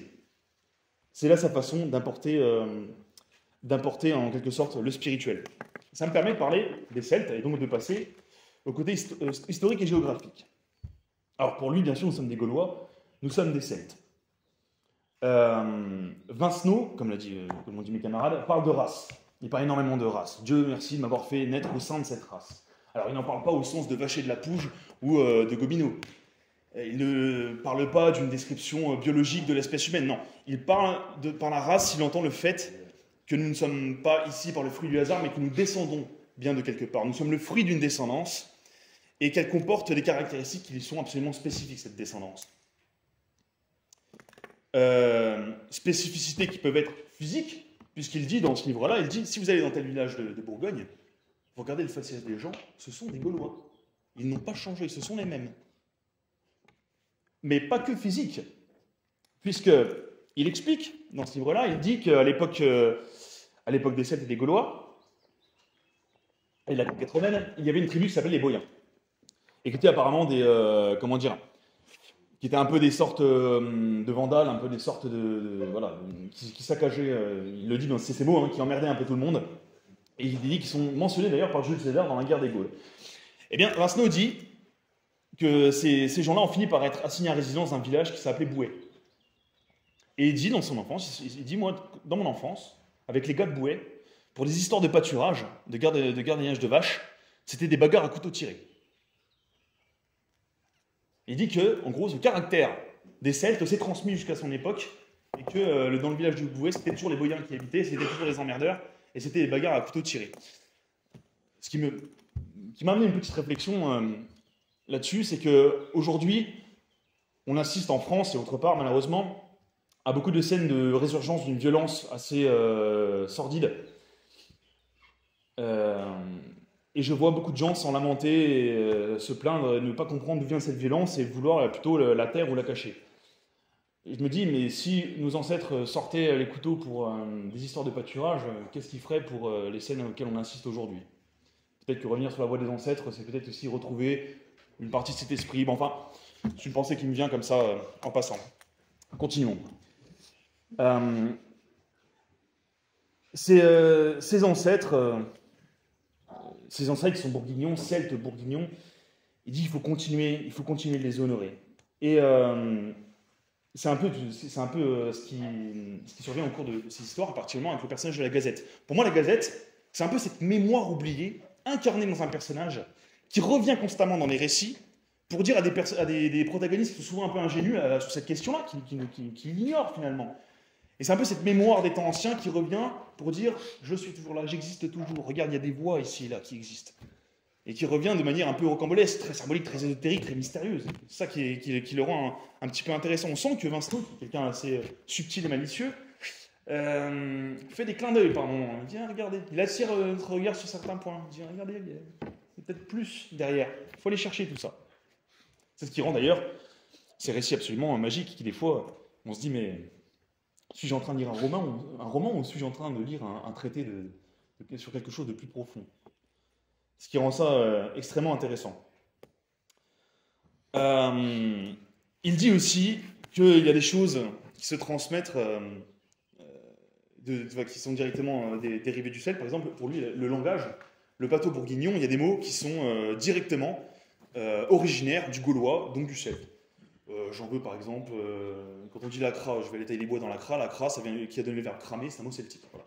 Il y en a des tonnes d'autres à la fin de ces livres, généralement, ils donnent toujours un petit vocabulaire. Je crois que c'est le cas à la fin de la Bible Baude, il me semble que. Alors, c'est peut-être pas dans cette édition-là. Il y a des éditions de ces bouquins où il y a tout un petit lexique de mots de patois qui explique ce que ça veut dire et d'où ça vient, c'est extrêmement intéressant dessus. Ah oui, merci, c'est l'œuvre de chien, pardon, excusez-moi. Ouais, voilà, il y a tout un petit lexique. Vous aurez l'occasion d'y jeter un œil juste après. Mais il y a aussi d'autres choses. Je vous ai dit, il y a des comportements, comme j'en ai parlé avec les gars de Bouet, mais il y a aussi peut-être des côtés un peu plus philosophiques qui sont inspirés directement des ancêtres. Je vous lis un passage qui est emblématique de ça. Il va demander à une de ses tantes, de ses vieilles tantes qui allait des chèvres, il lui demande si elle est heureuse, si elle connaît le bonheur. Elle a ouvert tout grand ses petits yeux de tortue, elle a bâillé la bouche et a fait 3 fois « Ah ben, ah ben, ah ben ». Elle ressemblait à ces chèvres. Et je remarque que ce sont les gens heureux qui sont les plus gênés lorsqu'on leur demande s'ils le sont. L'homme heureux, le vrai, ne connaît pas le mot bonheur, ou s'il le connaît, il le tait. L'homme heureux n'en fait pas une histoire, et ceux qui en parlent tout le temps, ce sont ceux-là qui n'ont jamais pu le trouver dans l'amoncellement de merveilles qui les entourent. La tante et l'oncle, les grands-pères, les grands-mères, tous mes proches, je les observe depuis que j'ai l'âge de raison canonique, sont des gens qui ont l'instinct de bonheur. Ils le reniflent comme nos chiens trouvent la voie du sanglier. Ils se dirigent naturellement vers lui. Mais le bonheur, c'est comme la bête de chasse, il ne suffit pas de l'avoir trouvé, il faut le poursuivre et l'atteindre. Ça demande beaucoup de courage et d'endurance. C'est tout ça que nous avons dans la famille, l'instinct de la volonté du bonheur. Et dans le pays tout entier, donc, je vous défie de me montrer un homme qui n'est pas heureux dans nos 5 cantons, et probablement dans les 5 cantons limitrophes. Tout compatriote a, pour trouver le bonheur, un nez de rétrivier. Eh bien ça, c'est tout simplement la race qui parle. Ne vous en déplaise. Merci, grand Dieu du ciel et puis de la terre, de m'avoir fait naître dans cette race, et au beau milieu de ce pays-là qui fourmille de merveilles comme un ciel de Saint-Jean grouille d'étoiles. Et merci de m'avoir donné la possibilité et l'occasion de le dire et de l'écrire à toutes sortes de gens à qui ça peut rendre de grands services, embourbés qu'ils sont dans le désespoir et l'ennui industriel. Quoi qu'ajouter d'autre, Je pense que voilà véritablement un des buts de l'enracinement, c'est vrai, selon Vincenot, c'est de faire ça, de pouvoir partager ce que lui, au cours de sa vie et de son œuvre, a su retrouver. Alors cette petite leçon sur le bonheur nous amène en fait au volet moral et philosophique. Vous remarquerez comment les transitions sont impeccablement effectuées. Alors, effectivement, l'œuvre de Vincenot est truffée de petites sentences, de petites maximes, de petits aphorismes qui peuvent très bien être notés sur des carnets et ressortis plus tard, au cours desquels qu'on peut y penser, des choses qui peuvent nous faire ruminer. Voilà, Vincenot est un maître de ça, de la petite phrase bien sentie, du petit trait d'esprit philosophique et moral qui peut nous faire réfléchir sur notre condition, sur notre vie et notre rapport, bien sûr, à la modernité. Si je prends mon cas personnel, par exemple, il explique dans ce livre, à un moment donné, que la vie en ville, pour des jeunes hommes, c'est très frustrant, ça rend colérique, ça rend tendu, et ça amène à faire toutes sortes de sottises. Eh bien, figurez-vous qu'il y a quelques années de ça, j'habitais en ville, et effectivement, j'étais quelqu'un d'assez tendu, j'imagine que vous comprendrez les raisons. J'étais quelqu'un d'assez tendu, d'assez frustré, d'assez colérique par rapport à la sollicitation constante que j'avais autour de moi de diverses nuisances. Et Vincenot explique que déjà, une première chose serait de retourner à la campagne pour respirer l'air pur, être entouré de choses un peu plus saines qui amènent à développer un esprit un peu plus serein. Eh bien, imaginez-vous que ni une ni deux, j'ai eu la possibilité, grâce à mon travail aussi, de le faire. Je suis parti vivre dans un village de 150 habitants, au beau milieu de la campagne, à 1 heure de route de tout centre névralgique. Eh bien, je suis devenu quelqu'un de beaucoup plus calme, beaucoup plus apaisé, beaucoup moins tendu. Et ça m'a permis, par la suite, de réaliser des choses qui, en accord avec mon idéal et ce que je voulais faire dans ma vie, ont été beaucoup plus sensées, beaucoup plus efficaces même. Et la preuve en est que je suis là aujourd'hui devant vous. Donc c'est un des exemples, mais il y en a beaucoup d'autres. Un de ces personnages, dans La Pissoule, explique que chez lui, en Bourgogne, les philosophes ont à cœur surtout de bien manger et de bien rire, et que le reste vient après. Alors oui, c'est vrai qu'il y a un volet chez Vincenot qui est sur la bonne chair. Le bourguignon est bon vivant. Il aime bien manger et bien boire. Dans ce livre, il y a un chapitre qui s'appelle « Les racines par le bec ». dire ce que ça veut dire, c'est que des racines, il dit on en prend par le bec, avec le vin de Troie. Pas trop à la vie, le vin de Troie, parce qu'il faut être un pour le boire et deux pour tenir celui qui le boit. Ça veut dire que c'est un peu corsé. À l'époque, chacun faisait son vin, et c'était pas forcément du vin de... C'est pas des grands crus, quoi. Mais il explique tout ça, il y a des grandes scènes de description dans la Bilbo et dans d'autres livres où il s'attarde à décrire des plats. À véritablement expliquer, et quand on lit, on sent presque le fumet des plats de la tante Marthe vous rentrez dans le nez. On se dit, mon Dieu, on mangerait bien un bout de ce qu'il raconte. Ça tombe bien parce qu'il a écrit un livre qui s'appelle La cuisine de Bourgogne, qui a été fait avec sa famille, où c'est ni plus ni moins qu'un livre de recettes. Voilà, donc si vous voulez manger à la manière de Vincenot, vous avez le livre de recettes à votre disposition, pareil, trouvable sur Internet. Vous pourrez le consulter ici, je vous le laisse. Mais cependant, Vincenot, au cours de ses récits et de son œuvre, aborde quand même des thèmes beaucoup plus sérieux, beaucoup plus profonds. Beaucoup de ses livres sont tragiques. Il y a beaucoup d'histoires, je pense à des récits défrichés des bois, et c'est un recueil de nouvelles en quelque sorte, il y a des nouvelles qui sont tragiques. Ça ne finit peut-être pas toujours bien. Il y a des personnages qui connaissent des destins tragiques, mais duquel on tire toujours une sorte d'enseignement. On tire toujours une morale. Il dit, regardez, on vit de telle manière, on peut mourir de telle manière. Et je trouve qu'il y a un passage assez éloquent là-dessus dans ce livre-là. C'est que, à un moment donné, Vincenot va voir les hommes qui sont au bois. Parce que j'ai parlé de couper du bois. Alors certes, il faut le faire, mais c'est une activité pour ceux qui l'ont déjà pratiquée, qui est extrêmement fastidieuse. Et c'est bien mieux que de le faire quand on est plusieurs. Parce que quand on est tout seul, c'est long et c'est difficile. Et alors, les hommes, quand ils sont au bois, bien sûr, ils font des pauses.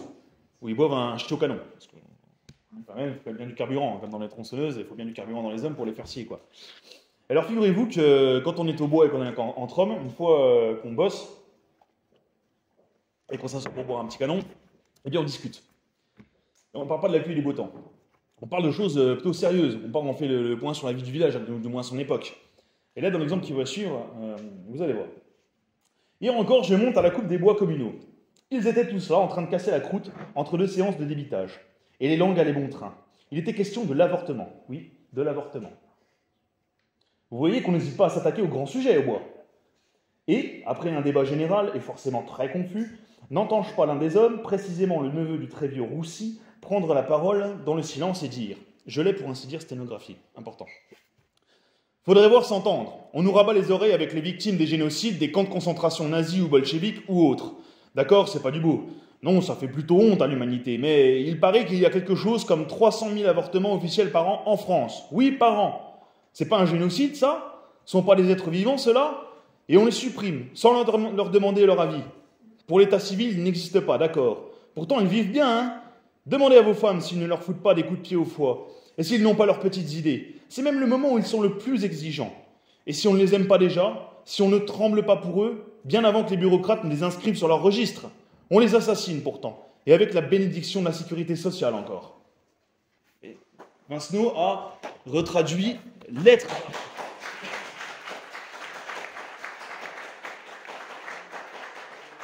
Merci pour l'auteur, mais c'est pour vous dire qu'il dit j'ai sténographié ça, il l'a reproduit lettre par lettre. C'est pour vous dire que quand il fait ça, parce que Vincenot, on pourrait aborder le côté des idées politiques de Vincenot, je pense que ça pourrait faire l'objet d'une courte conférence, qui serait intéressante d'ailleurs.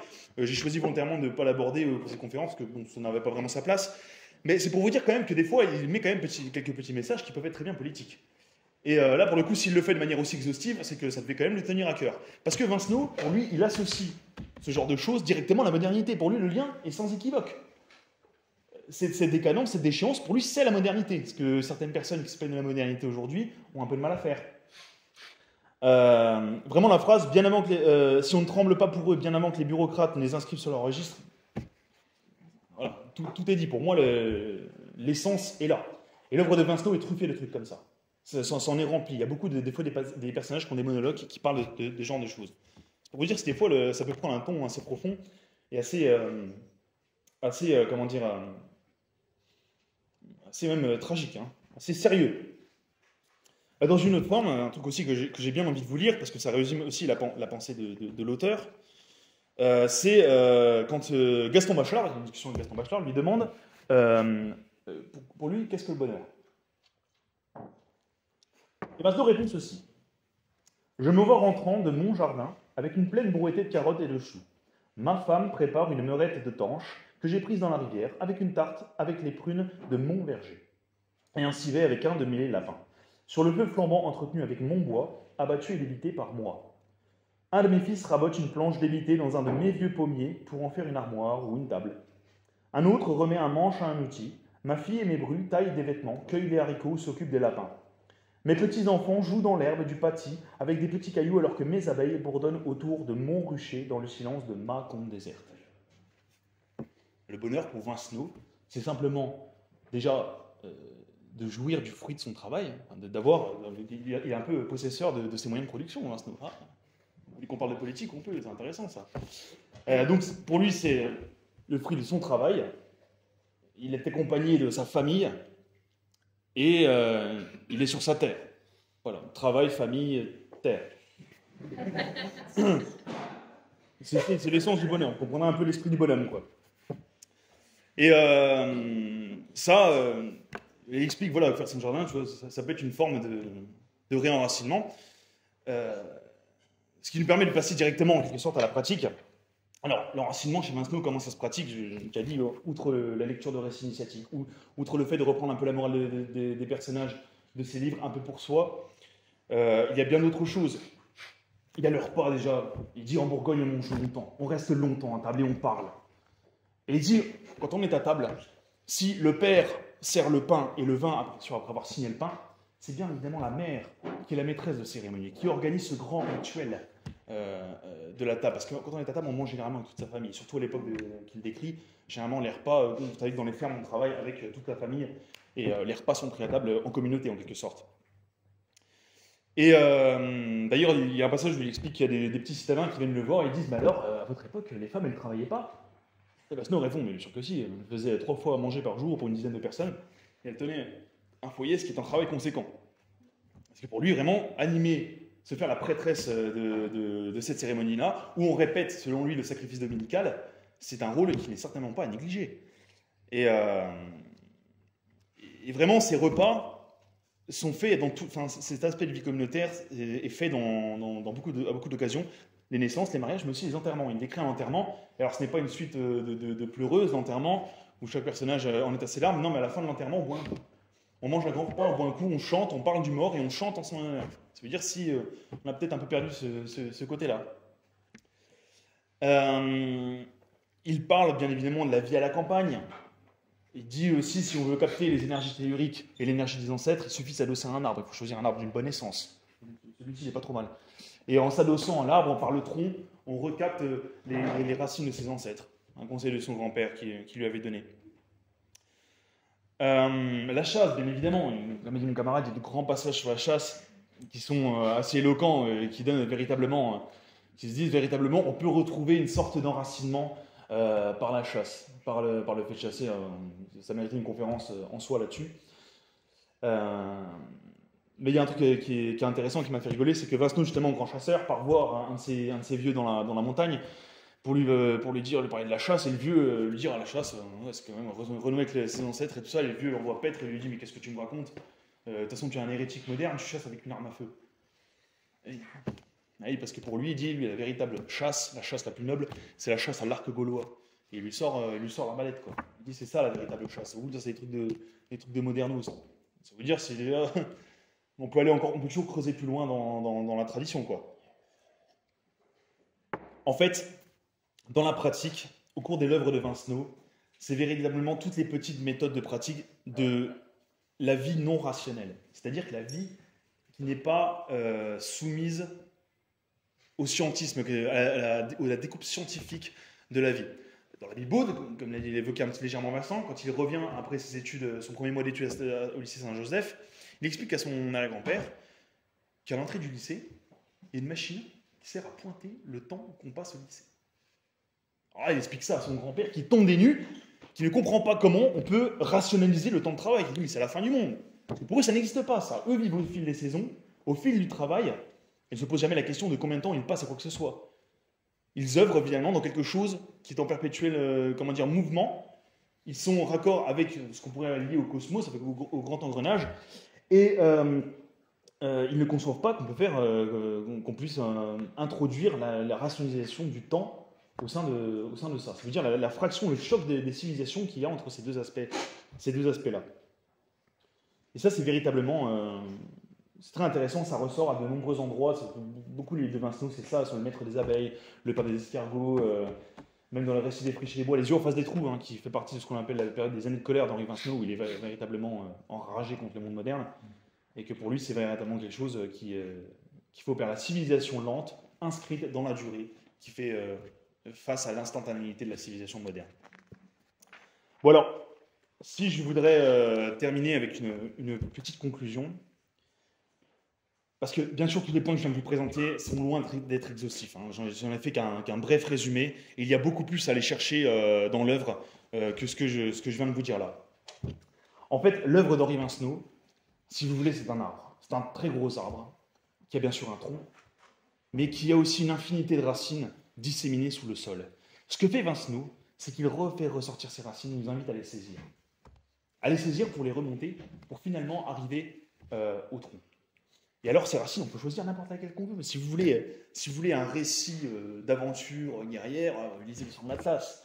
Si vous voulez une histoire d'amour, lisez l'œuvre de Cher. Si vous voulez, comme je l'ai dit, un descriptif de la vie d'une époque, un ouvrage de scolaire, lisez La vie des paysans bourguignons au siècle de Lamartine. Si vous voulez la description de sa vie, lisez la Bible. Si vous voulez un truc plus synthétique, Terre de mémoire.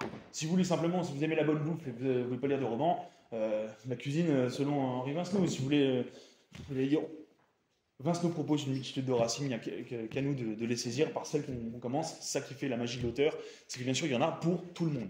Et si vous en lisez un, vous aurez envie d'en lire un autre, et vous pourrez progresser, ainsi de suite, jusqu'à bien saisir véritablement ce qu'il a voulu dire. Pour savoir où on va, il faut bien sûr savoir d'où l'on vient. Alors c'est peut-être la petite critique qu'on pourrait apporter à Vincenot, et mes camarades, je pense, en ont parlé, c'est que vous l'aurez compris, son œuvre est essentiellement conservatrice. Hein. Si on voulait la résumer d'une autre façon, on pourrait dire ah là là, qu'est-ce que c'était mieux avant? Qu'est-ce qu'on a eu bonne? On ne le savait pas, mais on l'avait bonne. Et vous, les gars, qu'est-ce que vous allez morfler, quoi? Pareil, mon camarade l'a évoqué dans l'interview avec Jacques Chancel, il est extrêmement pessimiste sur la jeunesse. Quand Chancel lui demande quel avenir il voit pour les jeunes, il dit oh là là, c'est foutu, quoi. Il dit là vraiment, oh, j'ai vraiment peur, j'ai vraiment très peur. Vincenot, voilà, pour lui, c'est conservateur et très réactionnaire. Vraiment, c'est ce retour total et radical à la vie traditionnelle qui peut-être, je pense, aujourd'hui, par certains aspects, ne peut plus être adapté. Bon, je ne suis pas certain que des jeunes gens d'aujourd'hui, malgré qu'ils soient convaincus par ces écrits ou par les idées que nous représentons, soient très enclins à vivre sans eau chaude et ni électricité. Il faut quand même pouvoir le faire, quoi, hein.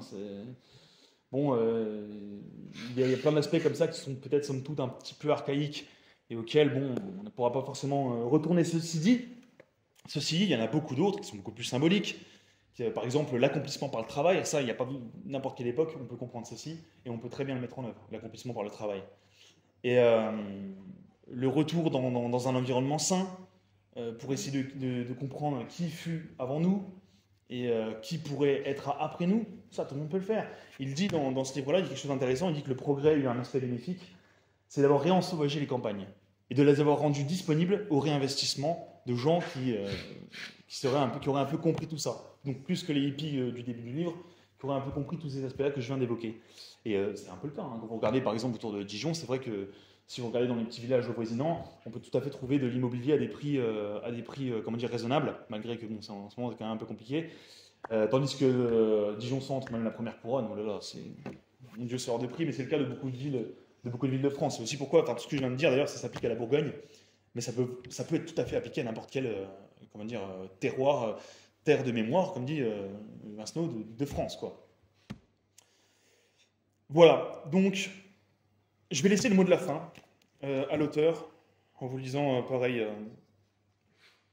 pour moi une phrase qui est extrêmement synthétique et qui résume toute sa pensée, et qui, je l'ose espérer, vous intéressera à vous plonger dans son œuvre, qui véritablement, je pense, peut apporter énormément de choses, autant sur le plan, qui pourrait autant vous divertir que vous faire réfléchir. Autour de moi, des murs en bonne pierre bourguignonne, pas un centimètre cube de béton, pas un gramme d'engrais, ni de désherbants, ni de pesticides, donc pas de pollution, pas un centimètre carré de matière plastique, pas un centilitre de mazout, pas de machine à écrire pour gribouiller mes élucubrations, pas de machines miracles qui font, très mal, le travail de 10 bons hommes, donc pas de chômage, Quand on pioche les pommes de terre à la pioche, qu'on coupe son bois à la cognée, il y a du travail pour tout le monde et la journée est trop courte. Pas d'ordinateur, Dieu merci, nos cervelles fonctionnent à merveille. Non, le progrès n'est pas inévitable, et donc la dépression nerveuse n'est pas fatale. L'inflation n'est pas obligatoire. Le franc peut flotter au gré des courants. Il peut même sombrer, se perdre corps et biens. Dieu est au fond du pré. Je vous remercie.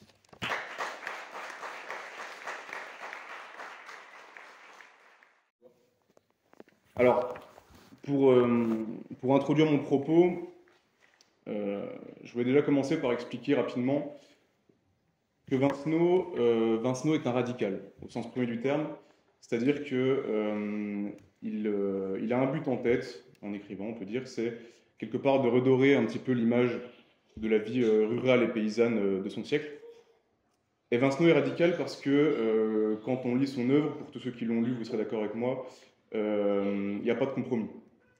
Il n'y a pas de compromis, il n'est pas là pour débattre ou pour échanger des idées, il est là pour dire que son époque, ou du moins l'époque qu'il voit finir, est meilleure que celle d'aujourd'hui. Il n'y a pas de débat. Et il traite tous les sujets et toutes les notions dans son œuvre de cette manière, c'est-à-dire d'une façon très radicale, voire parfois extrême. Et donc c'est le cas du thème duquel je vais vous parler aujourd'hui, qui est celui du sacré. C'est une question centrale dans son œuvre, comme le sont les deux thèmes qui suivront cette intervention. Donc avant tout, je vais vous donner une humble définition du sacré, puisque chacun a un petit peu la sienne. C'est une notion qui est tellement vaste que finalement on pourrait tous en débattre pendant des heures. Je vous propose donc celle-ci. Le sacré est un absolu qu'on craint, qu'on respecte et qu'on protège, en tant qu'essence de ce qui est et qui a vocation à traverser les âges. Donc, le but de cette courte intervention, ce sera d'essayer de vous montrer comment est-ce que Vincenot traite de différentes formes de sacré, qu'il n'y a pas un et unique sacré dans son œuvre, mais qu'il y en a bien plusieurs, tout en essayant de les faire coexister. Parce qu'on pourrait considérer que le sacré étant par essence supérieur au reste, il serait comme un espèce de bloc monolithique. Vincenot nous démontre, en tout cas à travers certaines de ses thèses, que ce n'est pas du tout le cas, et qu'en fait le sacré chez Vincenot est pluriel, par essence. Alors d'abord, pour commencer, je vais aborder le thème qui semble peut-être, au vu de la période dans laquelle il vit, le plus évident, qui est celui du christianisme. Vincenot naît en 1912. Il est dès son plus jeune âge confronté, positivement bien sûr, à la ferveur chrétienne, catholique précisément, de son entourage, étant donné qu'il vit une bonne partie de son enfance dans la ruralité bourguignonne, du côté de Commarin, dans la vallée de l'Ouche. Alors il précise, Vincenot, notamment dans la Bibaute, qui est son ouvrage de référence, que c'est particulièrement les femmes, en fait, qui sont encore pieuses à l'époque. Les hommes détournent petit à petit, mais les femmes, elles, sont au début du XXe très religieuses. Et il témoigne aussi des conséquences de la séparation de l'Église et de l'État, puisque, comme vous le savez, c'est un événement qui a lieu en 1905, qui a des répercussions qui sont massives dans tout le pays, et notamment dans la ruralité. Et il donne une anecdote dans la Bibaute, qui est certainement complètement véridique, d'un diacre qui aide le curé à servir la messe, qui du jour au lendemain, étant instituteur, se voit contraint de dénigrer le catholicisme et de tenir des propos anticléricaux aux élèves, à tel point qu'il doit donc abandonner ses fonctions religieuses, entre guillemets, même si c'est un laïc. Alors il nous parle aussi, Vincenot, de la manière qu'avaient les femmes de sa maison. Il dit bien les femmes parce qu'il avait ses grands-mères et ses arrière-grands-mères toutes rassemblées dans la maison de son grand-père maternel. Alors ces femmes, il nous explique, encore une fois dans la Bibaute, puisque c'est un ouvrage autobiographique, donc c'est là qu'on en apprend beaucoup sur sa vie, que ces femmes donc chantent tous les jours des heures de chant religieux qui rythment les tâches quotidiennes, qui sont tout simplement la cuisine, la lessive, toutes les tâches que font les grands-mères de Vincenot sont rythmées en permanence par des chants. Elles ne travaillent jamais dans le silence et ne font que chanter. Je vais vous citer ce passage aussi où il nous explique un petit peu comment le quotidien est rythmé par la prière. Alors c'est un extrait qui est un petit peu long, mais je voulais quand même vous le lire parce que d'une part il appuie mon propos, et d'autre part on va profiter un petit peu de la plume de Vincenot parce que c'est aussi le but. Donc je cite, c'est un passage d'Alibaude. « Je me pose encore cette question. Combien pouvait-il alors dans nos deux villages se dire de « Je vous salue Marie » quotidiennement? Je n'ose l'évaluer. Je ne crois pas exagérer en disant 10 000. Mais mère Nanette, la guérisseuse, m'a avoué qu'elle disait toute seule 3 ou 4 chapelets par jour, soit 200 fois la salutation angélique. Et je ne parle pas du pater qui sépare les dizaines. Les femmes d'alors récitaient cela sans interruption. Si je leur demandais pourquoi, j'avais des réponses fort diverses. Chacun son Dieu, pas vrai? Tante Léontine me disait « Pendant ce temps-là, le diable ne me tente pas. » Ma grand-mère Valentine « Je prie pour ceux qui ne prient jamais. Il y en a tant dans les villes qui n'ont plus le temps ou qui ne savent plus prier.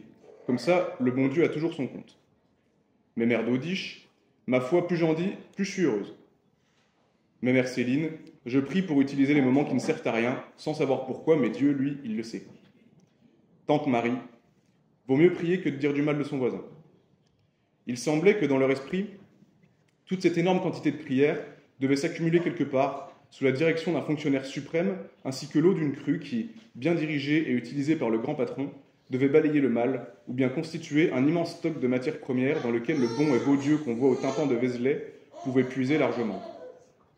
Ou bien encore que tous ces avés sans valeur et sans application immédiate s'entasseraient comme grains en grenier pour servir au bon moment au divin boulanger. Elles priaient comme elles glanaient, comme elles rabaudaient, comme elles économisaient, comme elles récoltaient avec acharnement pour avoir le deux de quoi. Attitude besogneuse et prévoyante des gens pauvres, certes, mais qui ne veulent pas manquer. Donc là, on voit bien qu'il y a un espèce d'éloge nostalgique qui court à travers tout la Bibaude. Hein. C'est vraiment quelque chose qui revient beaucoup.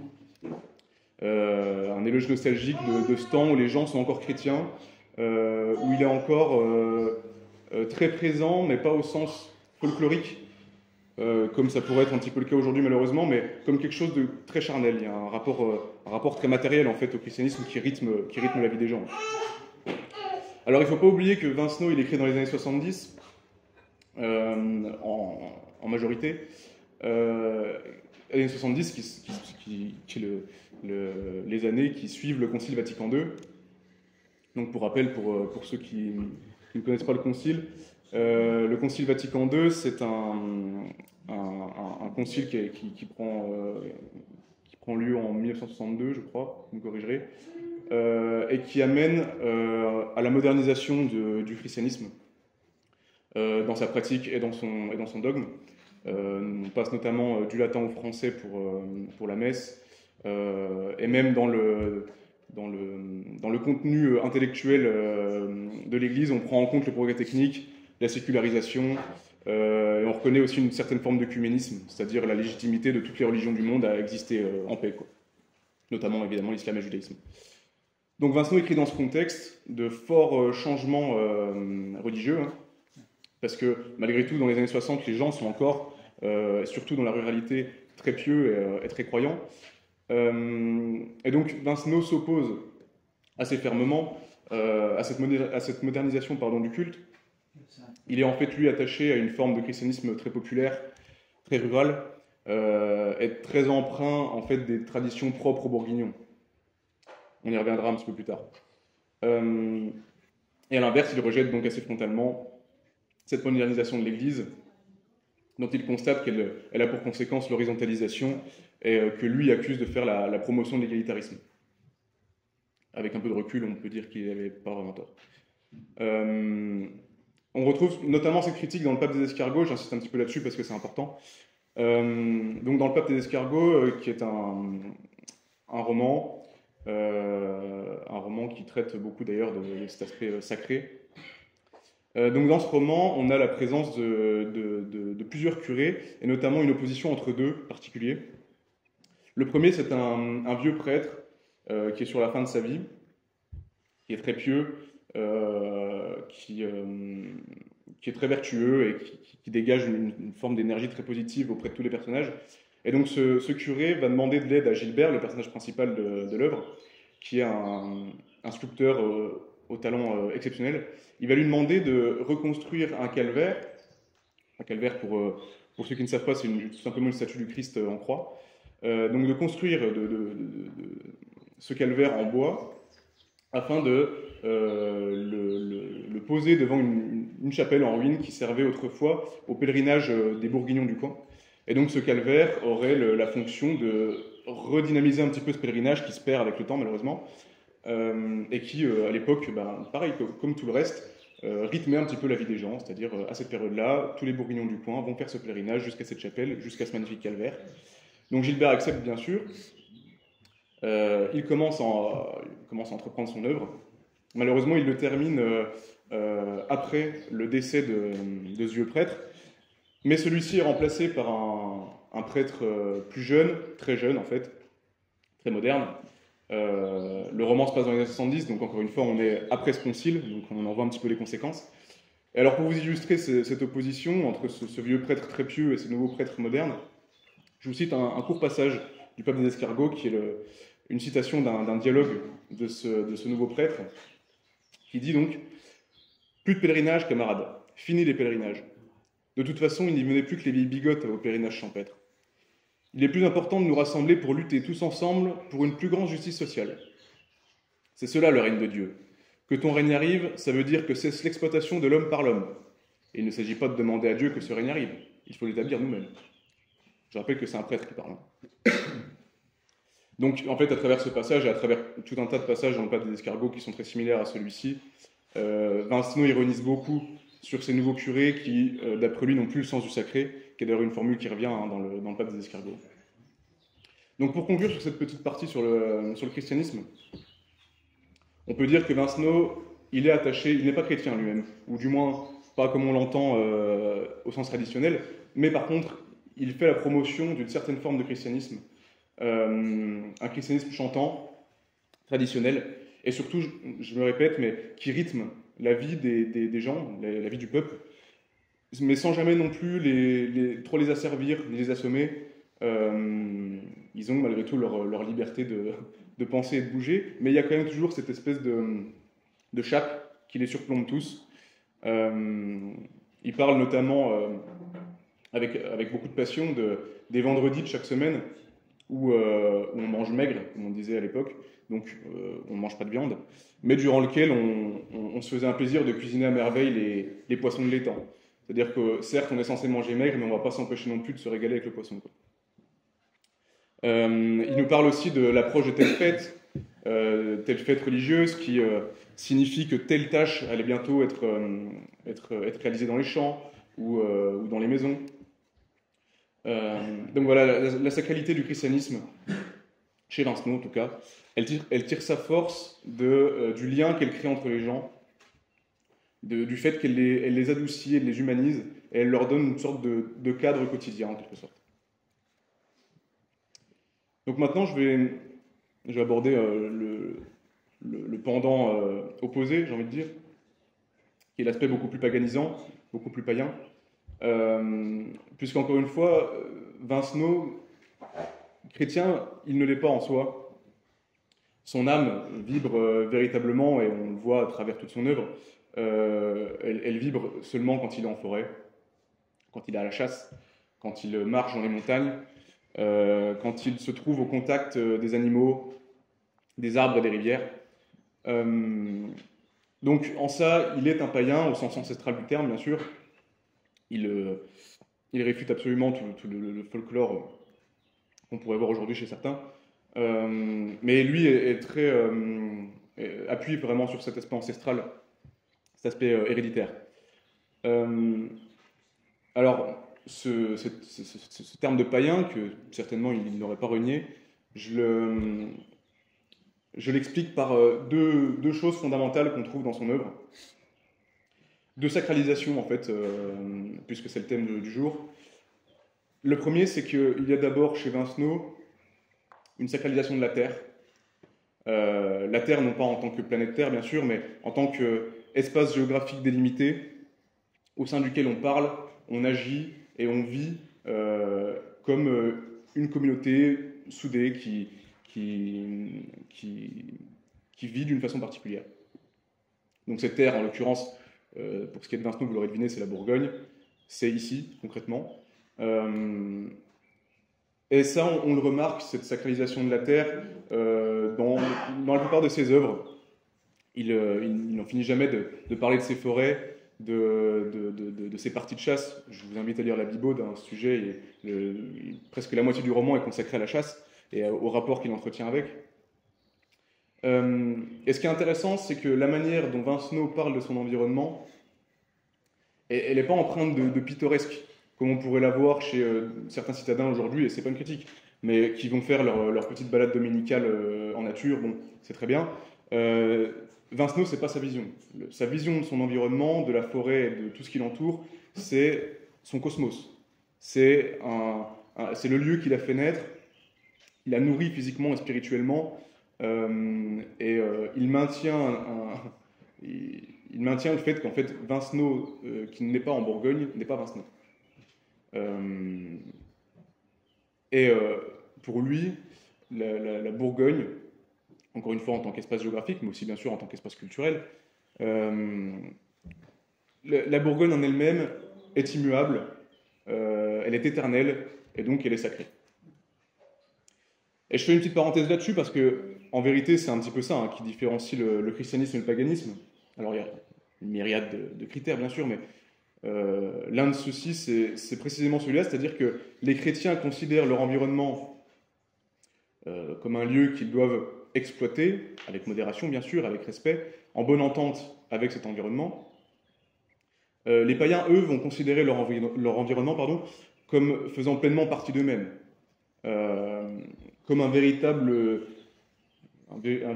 tout fusionnel dans lequel les hommes, les animaux, les arbres et tout ce qui va avec s'intermêlent dans une espèce de logique, c'est ce que les Grecs appellent le cosmos, encore une fois, c'est cette logique interdépendance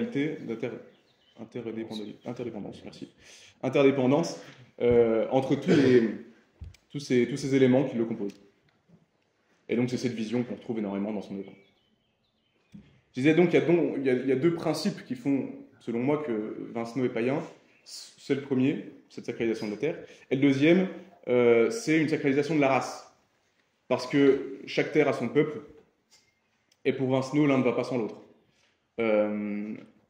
Alors il emploie ce terme de race, beaucoup d'ailleurs, dans beaucoup de ses ouvrages. Alors il faut savoir aussi que dans les années 70, on l'emploie beaucoup plus facilement qu'aujourd'hui. Il n'est pas aussi connoté qu'aujourd'hui, mais c'est un mot qui revient énormément. Et je voulais vous citer un rapide passage de la Bibaude. Je cite donc: « Voilà ce que je retrouvais tous les 3 mois en arrivant au village. Après absence, retrouver son terroir et sa race, c'est se retrouver soi-même, et comprendre avec émerveillement de quelle façon on est particulier.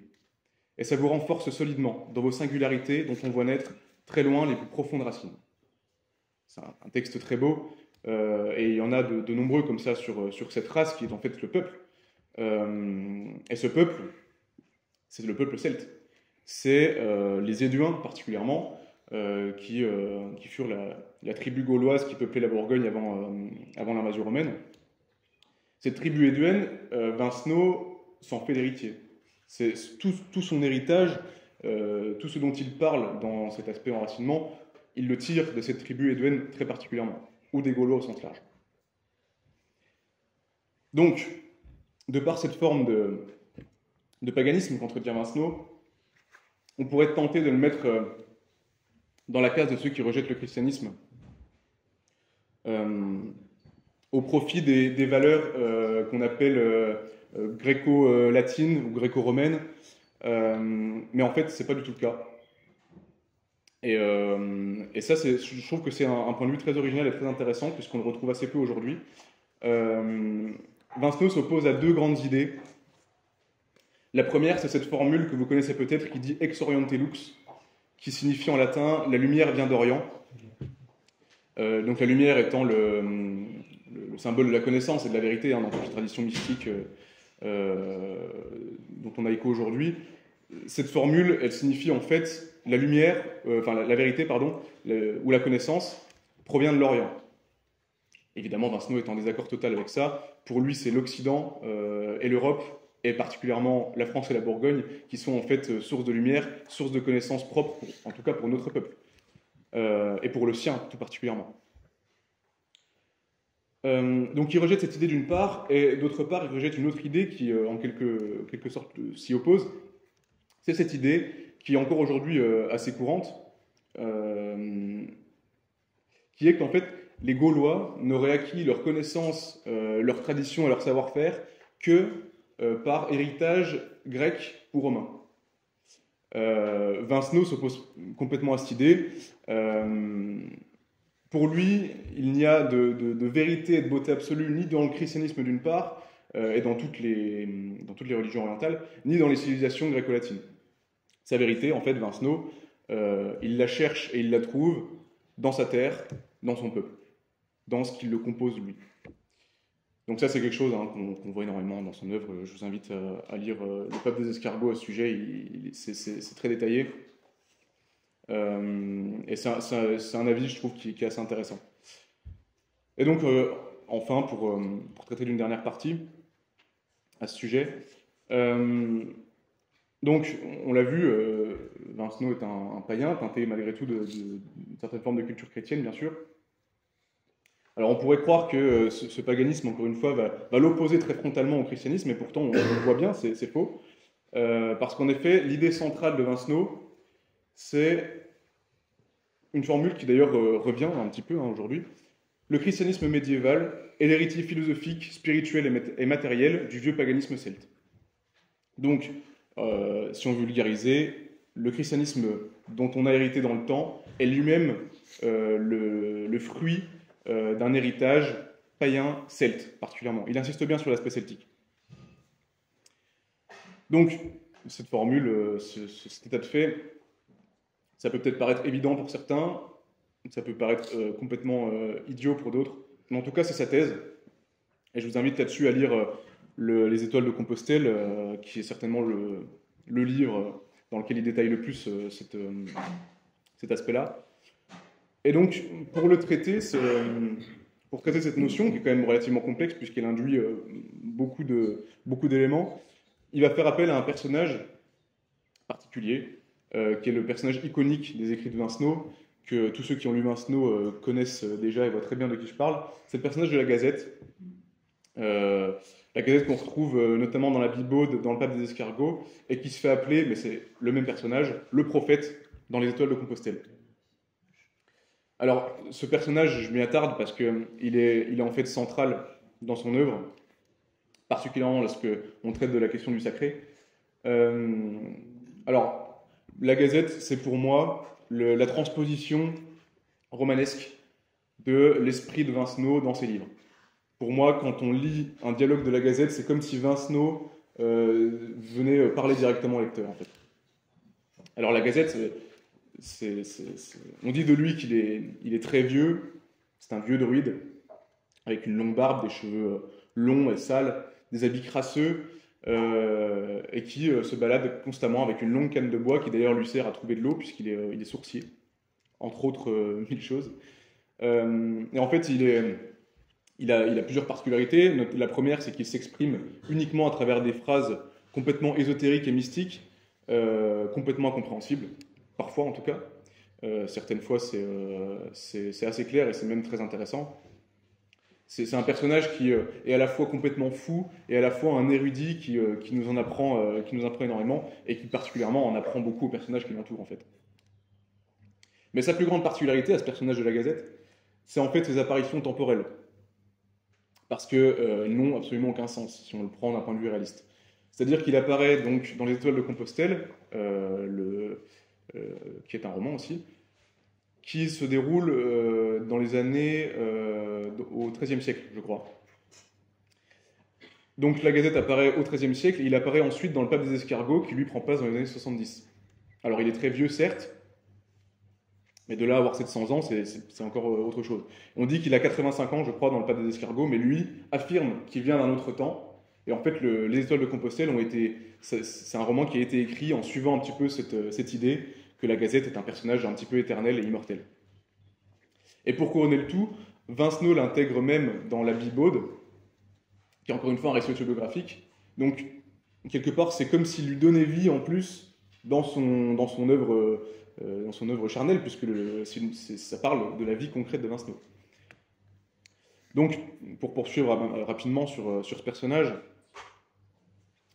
la Gazette, il se revendique comme un druide. Alors, il s'affuble de tout un tas de titres, notamment justement le pape des escargots, c'est tiré d'un titre qui s'est octroyé lui-même.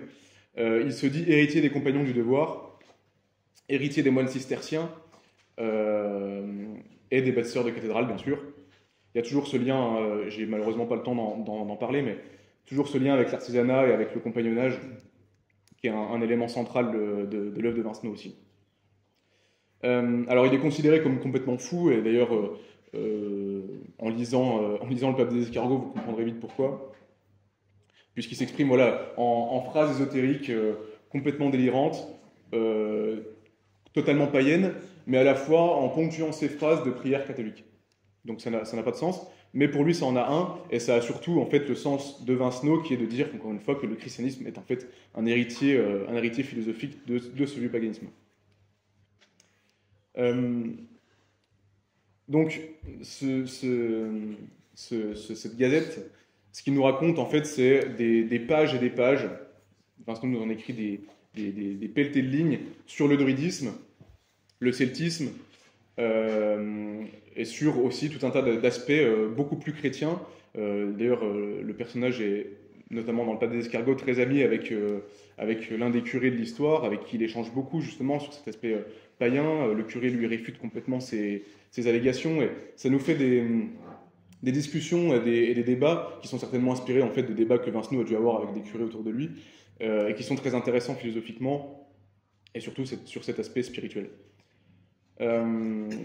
Notamment pour illustrer ça, on a dans les Étoiles de Compostelle, je le rappelle, hein, la Gazette est aussi présent dans les Étoiles de Compostelle. Et donc je cite l'un de ses discours.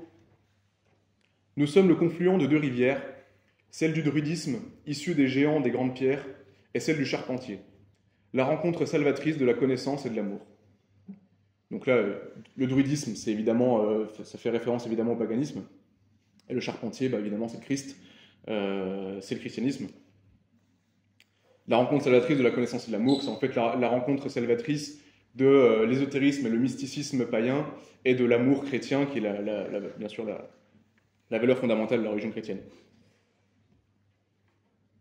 Donc il y a beaucoup d'éléments en fait qui sont laissés par-ci par-là par Vincenot pour bien nous faire comprendre que certes la Gazette est fou, mais que quelque part il dit quand même beaucoup de vérité et qu'il l'est finalement pas tant que ça en fait. Il y a toujours un flou un petit peu qui reste sur ce personnage qui est en fait très comique hein, dans toute l'œuvre. C'est lui qui apporte beaucoup l'aspect drôle dans tout ça. Mais finalement on comprend au fur et à mesure, et notamment encore une fois dans le pape des escargots, puisque c'est un des personnages principaux, on commence l'œuvre en ne comprenant absolument rien à ce qu'il raconte, et puis en fait petit à petit, à force d'explications qu'il va octroyer à tel personnage puis à tel autre, etc., étant donné que nous en tant que lecteurs on est omniscient, on a accès un petit peu à toutes ces explications mystiques qu'il donne à droite et à gauche, et donc on finit le roman avec une connaissance bien accrue. Et ce qui est drôle, c'est que si on relit les premiers passages qu'on n'avait absolument pas compris au début, ben on se rend compte qu'en fait on les comprend beaucoup mieux, quoi. Donc Vincenot intègre même un aspect initiatique dans ses propres livres, où le lecteur, quelque part, suit un petit peu le parcours de l'initié qui suit la Gazette dans ses pérégrinations intellectuelles et spirituelles. Donc pour terminer sur cet aspect, la Gazette, c'est en fait le véritable esprit païen, l'esprit gaulois, l'esprit celtique, l'esprit édouin, et surtout l'esprit évidemment bourguignon, qui sont tous si chers à Vincenot, tout en étant, vous l'avez compris, c'est tout l'intérêt du personnage, tout en étant aussi le symbole du lien qui est fait entre cet esprit très particulier et le catholicisme, puisque lui-même se revendique à la fois curé, à la fois moine, voilà, et il prie en permanence à la fois le Christ, à la fois la très sainte Vierge qu'il compare très souvent à la vouivre, enfin voilà. Je ne vais pas vous détailler tout ça parce que c'est très complexe, ou du moins ça prendrait beaucoup de temps, mais je vous invite en tout cas beaucoup à lire à lire Le Pape des Escargots ainsi que Les Étoiles de Compostelle. Vous verrez, c'est passionnant et c'est très accessible comme lecture. Voilà sur cet aspect. Donc pour conclure, déjà, il y a un point que je trouve assez drôle quand je m'en suis rendu compte.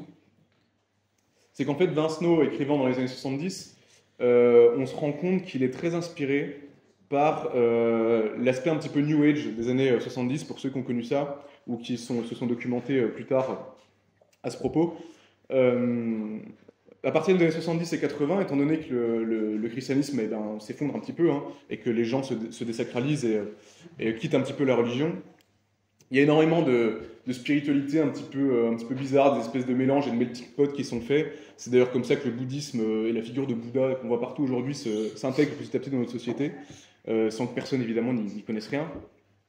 Il y a tout ce délire avec le mysticisme égyptien, avec les pyramides, avec les extraterrestres aussi bien sûr. Et donc Vincenot, lui, s'inspire un petit peu de tout ça, mais reste bien sûr dans ce qu'il connaît, c'est-à-dire le paganisme européen, et précisément français et bourguignon, et le christianisme qui évidemment l'a éduqué au fil de sa vie, puisque je ne l'ai pas dit, mais je le dis ici, Vincenot a fait toute une partie de sa scolarité chez les chrétiens, quoi. Il a été élevé en partie par des curés. Donc ces inspirations, bien qu'assez drôles quand on les remarque, sont absolument pas décrédibilisantes pour le propos de l'auteur, puisque déjà on l'entend s'exprimer dans des passages radio que je vous invite à écouter, on sent bien qu'il maîtrise parfaitement son sujet, et que toutes ces réflexions qu'il nous fait, c'est en fait le fruit d'années et d'années de travail. Puisque Vincenot, quand il écrit, en fait, il a déjà un certain âge, et il a déjà une certaine bouteille du point de vue intellectuel. Tous ces sujets, il les connaît sur le bout des doigts. Je vous invite d'ailleurs, pour ceux que ça intéresse, à aller voir l'entretien journalistique qu'il avait accordé à Pierre Vial de Terre et Peuple, justement sur cet aspect païen qui est absolument passionnant.